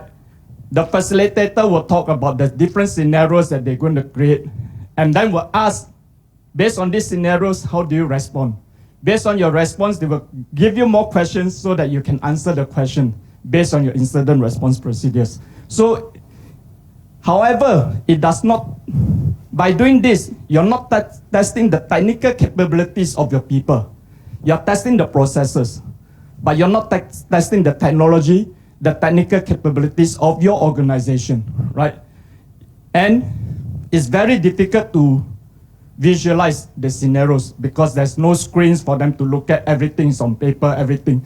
If the person is good in drawing, you can visualize. But if it's no good in drawing like me, you can't see anything. It's just talk, paper talk. So what we suggested to the financial institution to do was to conduct a cyber range exercise, right? In a cyber range exercise, what we do is we put all the hardware that you have into movable units. This is like your data center, but it's a data center in a box. It's like a trolley bag that you can carry and then you push it to the client place, right? And the participants are the one that will be tested on the technical processes as well as on the business processes of the incident response procedures, right? And through that, we also test the teamwork and the communication amongst the different teams. So we told them, forget about tabletop, which is paper-based. Why don't you do a realistic exercise? Move into a cyber range. We will give you the cyber range. We will conduct the exercise together with you. So they said, okay, good. Let's do a cyber range exercise. Then we go into a planning stage. The approach. How do we plan to make sure that this cyber exercise is effective, right? So we sit down and we did a work plan with them. I have to put X there because of confidential information, right? But basically the whole planning exercise up to the exercise days takes about 4 to 6 weeks, right? The last 2 weeks was to prepare the management reports, the technical reports. So in the first 2 weeks of pre-planning projects, we sit down with the management to understand what they want out of the projects. So what is the objectives? We reconfirm the objectives with the management team, right? We also ask the technical people to show us their network infrastructure. And we also review their incident response procedures. So we sit down with them and say, show us your incident response procedures. The whole idea of doing that is to make sure that we have the objective correct. We're able to identify scenarios that meet the incident response procedures, and we are able to set up a network infrastructure, very importantly, that mimic the organization network infrastructure. Why? Because we don't want the technical teams to come and tell us, your firewall, you put brand X, but I'm using brand Y. So for instance, my firewall, I have Palo Alto. The client said, but my technical people said, they don't know Palo Alto, they only use Checkpoint. So they can give excuse, I don't know how to do it, so I don't know your incident response procedures. So we tell the client, don't worry. If you use checkpoint, we take out our Palo Alto, we put your checkpoint in. So your technical people got no excuse to give anymore, right? Everything is to mimic the entire infrastructure, the key components, not 100%, but at least 80 to 85%, the key components of your infrastructure. The key components will be your firewall, your taps, your SIM, your switches, right? That is all the key things that is in the network, right? So once all these are agreed, we also ask who will be the people that you're testing. Are you testing your NOC people? Are you testing your SOC people? Are you testing your forensic? Or do you even want to test your management team, your CIO, your CISO, or even your CEO, right? So in this case, what we did was we have a half day where we tested the CISO to see whether he can respond based on the incident response procedures that was given, right? Once we got the pre-planning done, we understand the environment. We go into the second part, which takes about 4 to 6 weeks. We set up the environment, right? That means we set up the whole cyber range environment, which you see in the picture just now. And before we go to the real test, right, we actually sit down with the key project team members to test, make sure that the infrastructure works, make sure that the scenario works so that there's no excuses from the team when the real exercise happens. Of course, the project team people are not the people that you're going to test, right? In this case, they also test their third-party outsourced provider because their SOC operation was outsourced. So they also want to see whether the SOC operation outsourced partner knows what they are doing. So we told them, good, bring the outsourced partner in and replay the incidents, right? Then on the exercise day itself, which is a 2.5 day exercise, we conduct the exercise, right? And after that, we get the results.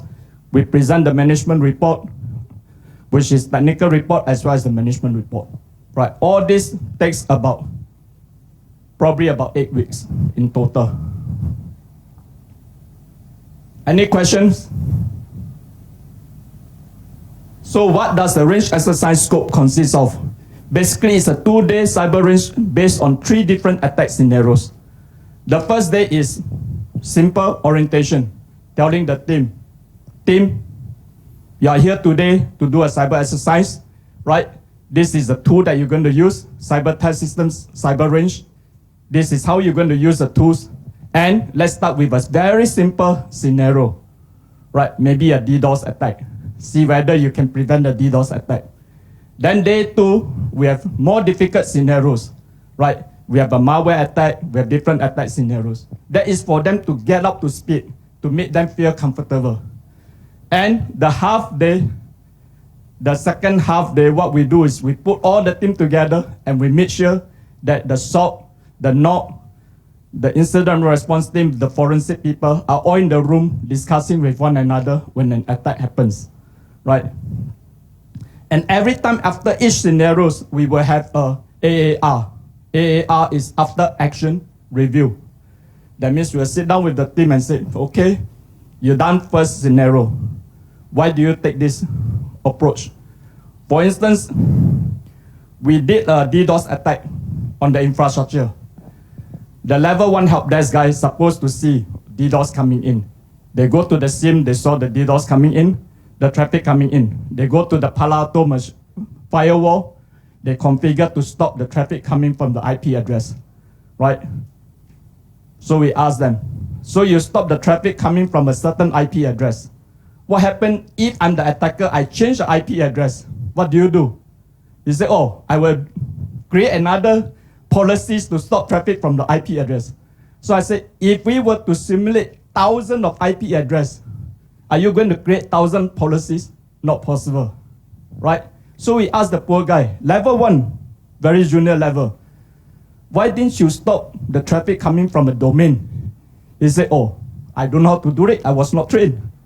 So that was one gap we identified. We told the management, your level 1 help desk people are not properly trained in the firewall that you have bought.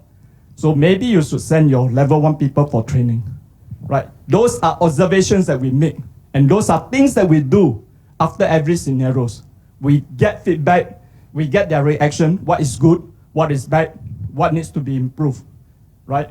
And then we put all this in the report. So very simple 2.5 days exercise.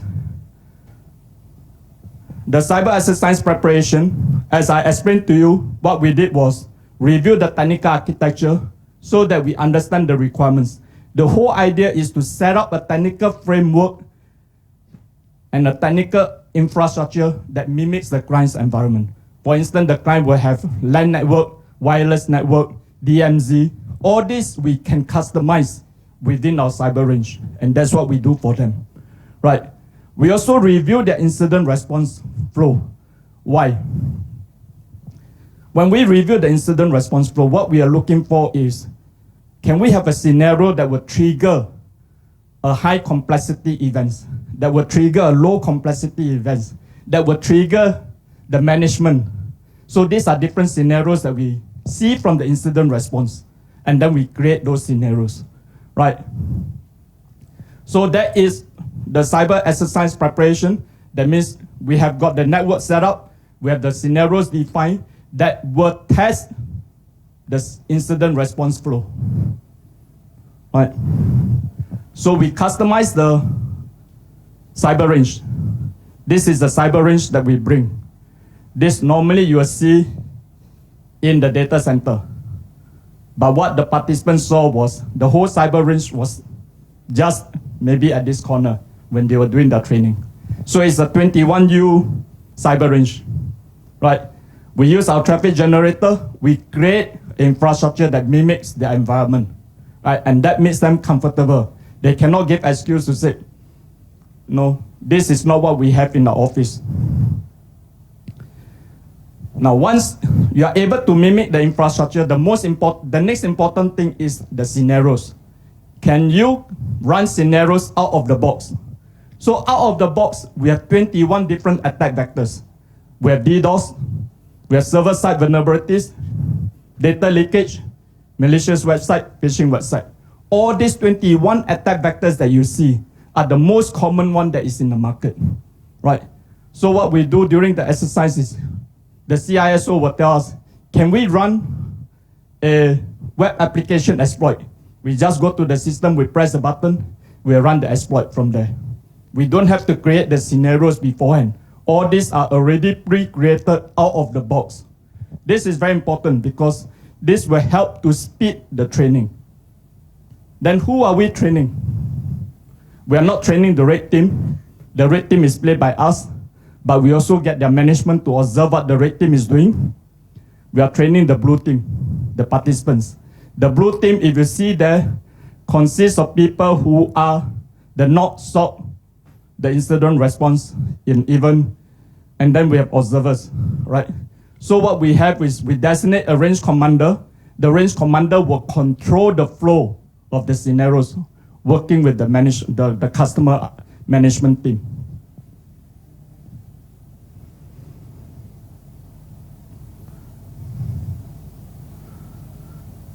So this is a simple example of a scenario exercise that we do. We attack the controller, we gain access to the customer machine, then we go to the machine, the file server, we move laterally to the file server, we take information from the server. That is an example of a data leakage that's happening. And it will hit the host, it will hit certain servers and certain devices, right? This is what the red team people will be doing.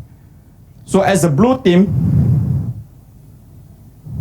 as the participants, the blue team, they will have to observe, see what is coming, and whether they can identify the traffic to say, oh, this is a data leakage, or this is a DDoS attack, and search for traffic that is malicious, right? So these are the things that the blue team will be doing.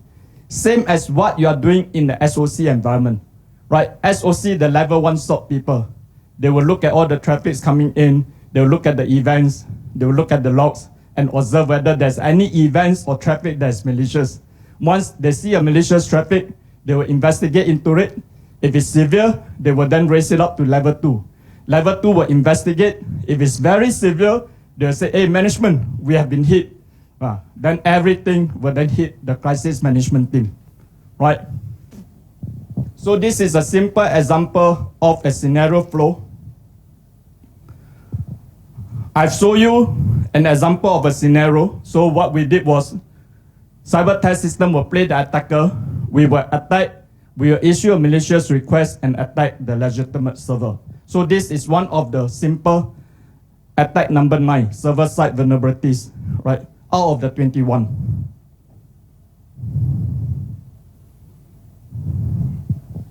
So I told you just now, we have the red team, we have the blue team, right? We have the purple team, which is basically the crisis management team. The purple team will be your management team, your public communications, your legal, your auditors, your internal auditors, your internal compliance team members. So we train all these different people to respond to an incident response.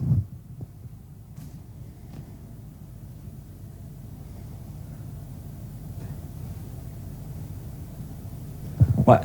We are able to do that because in the cyber range, the most important thing is the traffic generator. We create and develop, design, manufacture our own traffic generator. So in this traffic generator, you see that we can run different scenarios for different teams. We can run different applications. We can have different threats, different scenarios, different reports. Inside our system, you see that the domains, we have 51 million different domains inside that we have already created. We have different IP address, and we have different scenarios, about 2,000 different scenarios. Can you imagine? 2,000 different scenarios. How many scenarios do you need to test your incident response? The most is 3 or 4. But we have 2,000 for you to choose, right?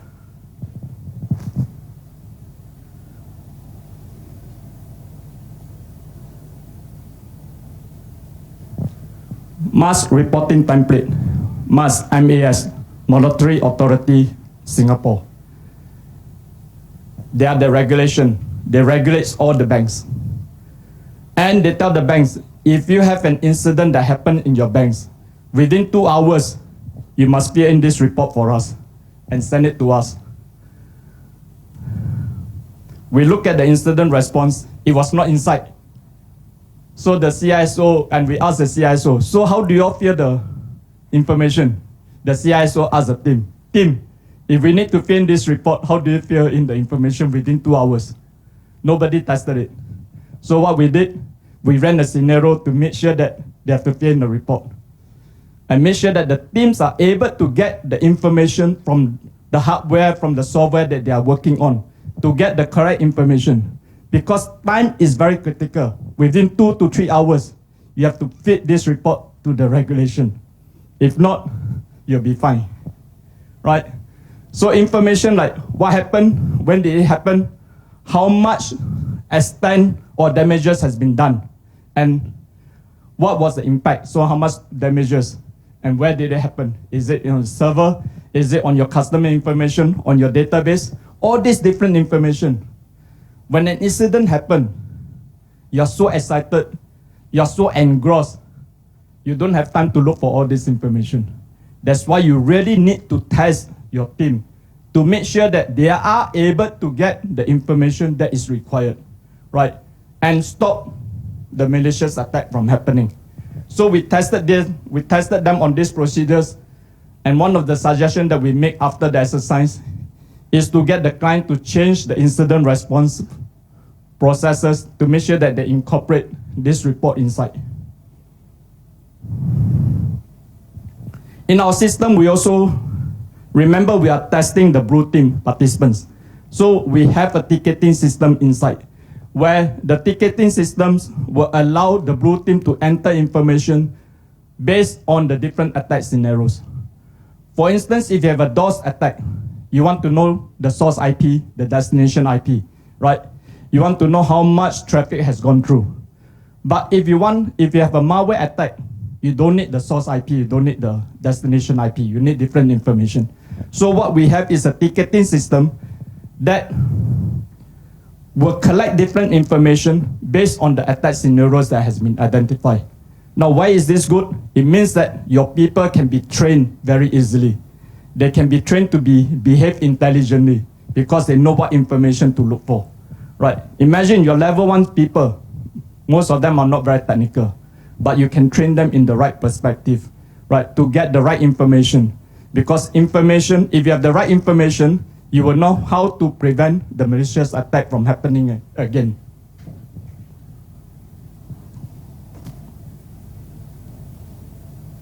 Right. We also have an incident response flow. That means when was it detected, how do you handle it, and how do you respond.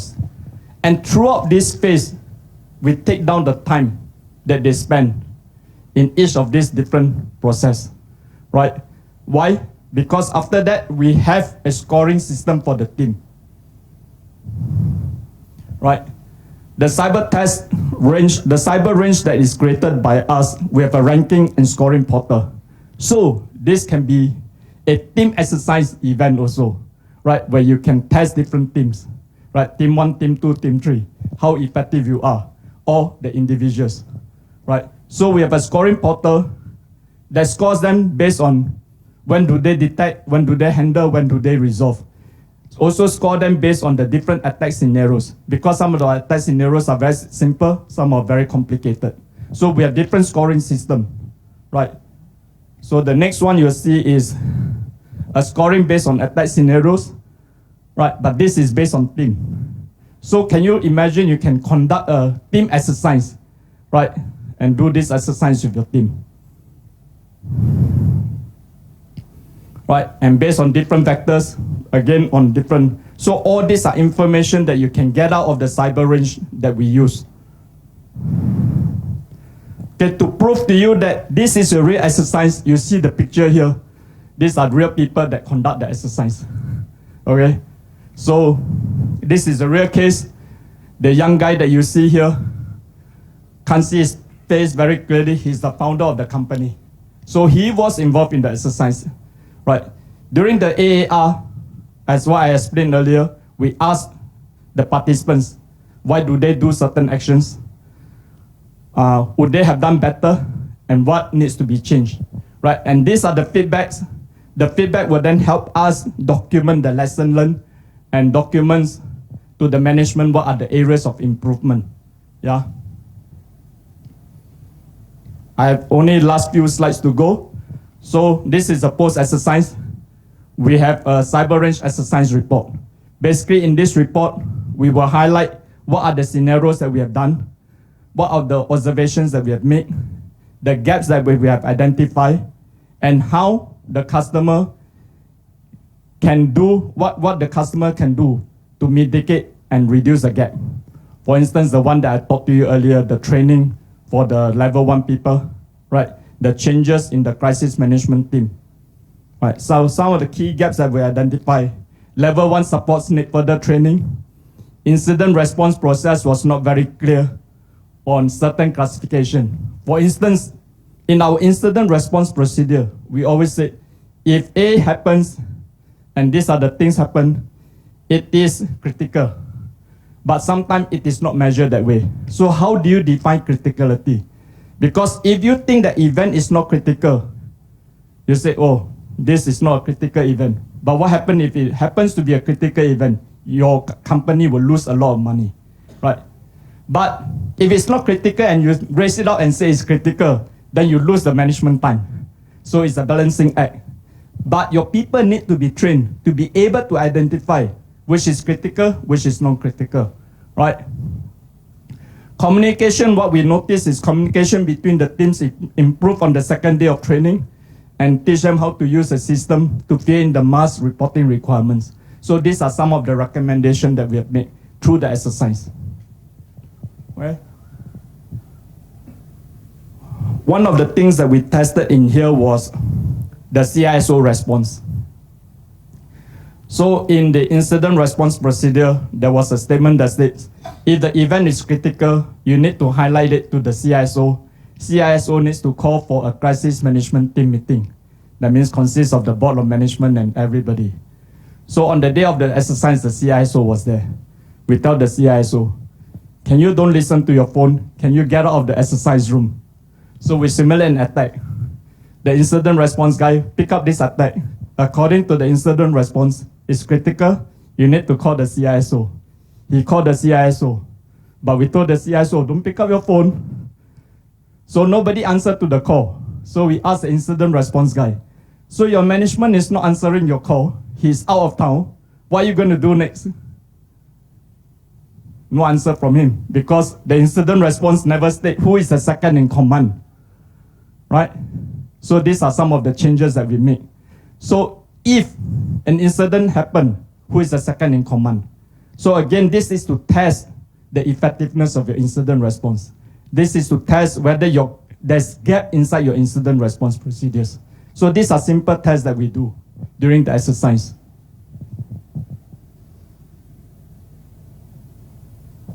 So the key takeaway that I want to share with you is be prepared, be ready. You as an incident response, whether you're Thai cert, you're running the SOC, you're running your organization, we always have to be prepared, we always have to be ready. Because the attackers are there every time. All they need to do is attack and make sure that one of the attack get through. But you, as a defender, you have a lot of doors to watch. You don't know which door to watch, right? We don't know which hole to look at, right? So you must be prepared, you must be ready, right? What we are suggesting for companies to do these days is, yes, tabletop exercise is good, but it's not realistic. Try to use a cyber range which can help you simulate attack scenarios, real attack scenarios, latest attack scenarios, right? That can train your team better, right?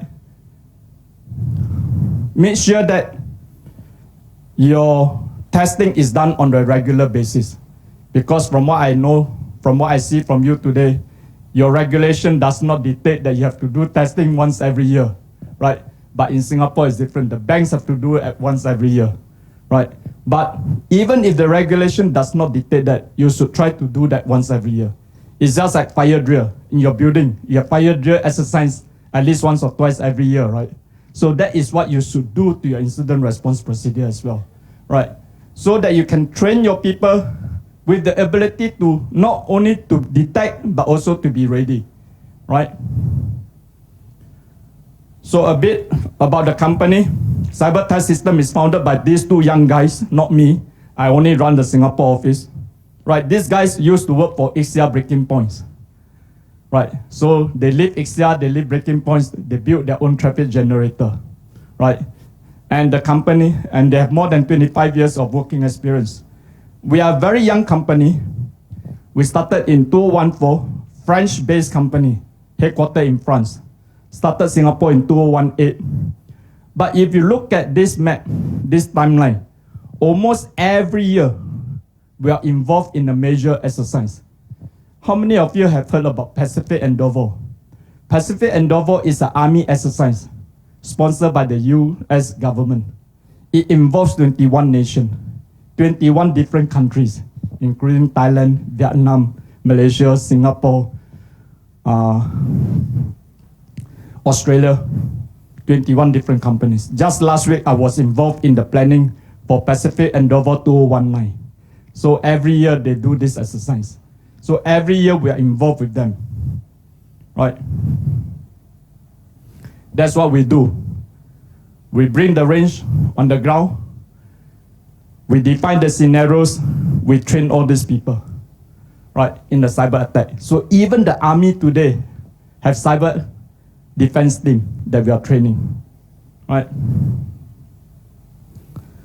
We also have events together with our Gigamon, which we organized in Korea in 2017, involving 48 teams, 72 participants. The cyber range with Gigamon machines inside there, of course with firewalls and every other devices, train them in the room. So it's a workshop, it's a technical training. So if you guys are interested, Gigamon is here, the distributor is here. I'm open to do this again in Thailand if you need to, right?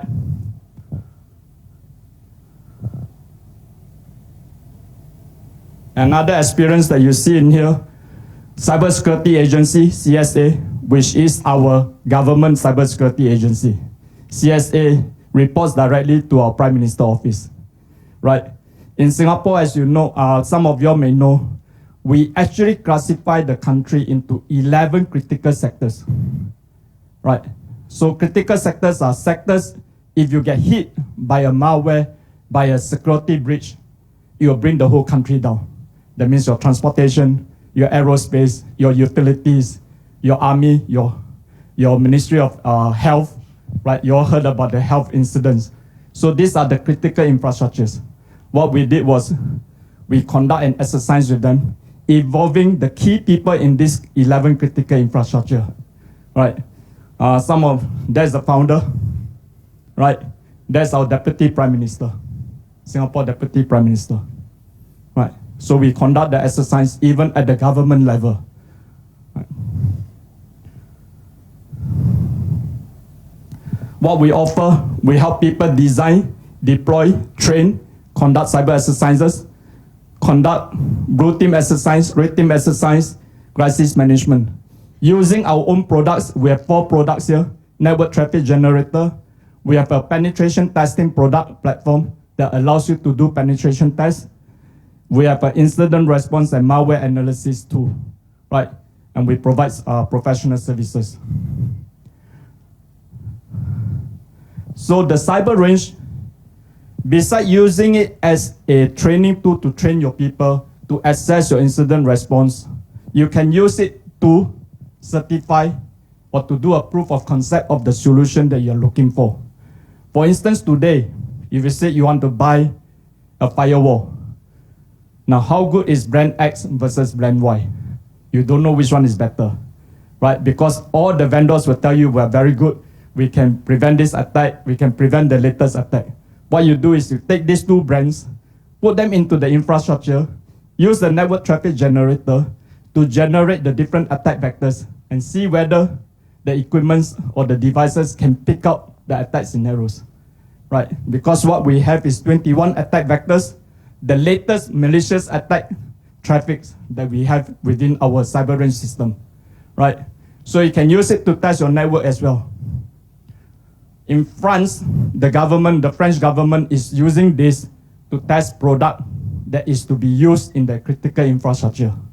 So as a government body, the French government is telling the appliances, the vendors, if you want to supply your product to us to be used in the critical infrastructure, it must be proven, it must be certified. And we are using Cybertest system solution to certify your appliance. Right, that is certification. One last slide. You can use it to assess human capabilities. Any HR people here? Any people here who recruit cybersecurity people? So when you say, I have a job, I'm looking for a SOC analyst, you have a lot of resumes. A lot of people will say, I have this certification, I have that certification. But how good are these people? Are they just only good on paper, or do they have the hands-on experience? So you tell the candidate, oh, you have all this certificate, that means you must be very good. Why don't you sit down, use your laptop, now I generate a traffic, DDoS, can you pick it up? That will show whether he's very good in his skills, right? So this is a skill assessment test of the individual that you're going to hire, right? Because skill is in shortage in every country, but we must make sure that we hire the right people, right? Technical skills. Okay, that's my last slide. If you have any question, my name is Philip Kwa. I run the Singapore office. Be glad to help you in your cyber exercise if you are thinking of it, to sit down with you to talk to you about certification process, because most of you are from the government, right, agencies. You got to make sure that the vendors, boxes are certified so that your critical infrastructure is protected as well. All right, any question? 45 minutes. Are you taking picture of me or are you taking picture of the slides? Any questions? If not, thank you.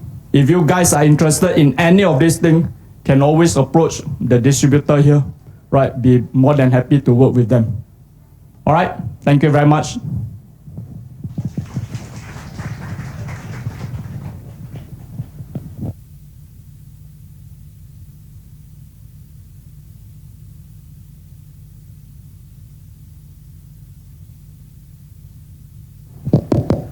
โอเค thank you ฟิลิปเป็นไงกันบ้างครับสำหรับเซสชันสุดท้ายเป็นเรื่องเกี่ยวกับ Cyber Range ซึ่งเรื่องนี้เนี่ยบางครั้งเนี่ยหลายๆหน่วยงานคิดว่ามันเป็นสิ่งที่ไม่สำคัญและไม่จำเป็นสำหรับหน่วยงานของตนแต่ในอนาคตอันใกล้นี้นะครับเราคิดว่าหลายๆเซกเตอร์มีความจำเป็นสำหรับเรื่องนี้ค่อนข้างมากโดยหลักๆแล้วน่าจะเป็นในส่วนของ financial sector ที่ต้องมีการดูแลกันค่อนข้างเข้มงวดเราจะทดสอบระบบยังไงเราจะซ้อมยังไงนะครับก็ล่าสุดก็เจอมาสักที่หนึ่งซ้อมบ่อยแล้วก็มีพนักงานที่เขาไม่คอนเซิร์นอ่ะคือด้วยปากต่อปากอ่ะคนไทยพนักงานก็เฮ้ยเดี๋ยวถ้ามีอีเมลแบบนี้มาเทสเนี่ย test awareness เนี่ยเฮ้ยอย่าลืมคลิกนะถ้าไม่คลิกเนี่ยเดี๋ยวโดนประเมินKPI นะประเมิน IADP นะเขาก็แบบจดจ่อถ้ามันมีอีเมลแบบประมาณนี้เข้ามาเนี่ยเขาจะคลิกปรากฏว่าเมื่อสัปดาห์ที่แล้วเนี่ยมันมีของจริงเข้ามาและไอ้พนักงานที่แบบคือคนที่แบบไม่ค่อยจะเทคนิคเท่าไหร่เนี่ยเขาเห็นปุ๊บเขาก็รีบคลิกเลยเรียบร้อยไปเลยครับประมาณครึ่งออฟฟิศ แล้วก็ไปหาว่าใครคือซ้อมบ่อยไงแล้วก็พอลงสนามจริงปุ๊บพลาดเลยก็หาตัวกันให้วุ่นว่ามันเกิดอะไรขึ้นก็เจอแบบนี้เข้าไปก็จริงๆแล้วซอร์สออฟอีเมลที่เขาได้มาเนี่ยมันเป็นความผิดพลาดจากการใช้รีโมทเดสก์ท็อปเข้ามาทำงานก็เลยเป็นประเด็นนิดหนึ่งนะครับอันนี้ก็เล่าสู่กันฟังเป็นการแชร์ว่าทำไมวันนี้ETDA เชิญแบบ Cyber Range มาโชว์จะมีอะไรหรอจริงๆแล้วเราก็เตรียมตัวไว้นะครับคือปลายปีนี้เราก็จะมีงานที่เกี่ยวข้องกับ Cyber Range ในประเทศไทยเป็นการแข่งขันมีอะไรพวกเนี้ยก็อาจจะประชาสัมพันธ์ข่าวสารต่างๆในเร็วๆนี้นะครับก็มีใครมีคำถามอื่นไหมครับหรือถ้าเกิดข้อมูลในการติดต่ออันไหนที่ขาดตกไปเนี่ยสามารถถามกลับมาได้นะเพราะว่าทุกท่านมีอีเมลแล้วก็มีเบอร์โทรศัพท์ผมอยู่ก็สามารถช่วยได้โอเคถ้าไม่มีคำถามเดี๋ยวผมขอดูโพยแล้วก็กล่าวปิดสักเล็กน้อย นะครับโอเค on behalf of ETDA I will like to use this opportunity to explain our deep gratitude and appreciation to Sean Ping, James, Alison, and Leila from Gigamon, Philip from Cybertest, and all staff from Enforce for the knowledge given us on this occasion. Thank you very much indeed. We hope to have an opportunity to invite you to share your knowledge with us again in the coming future. Thank you.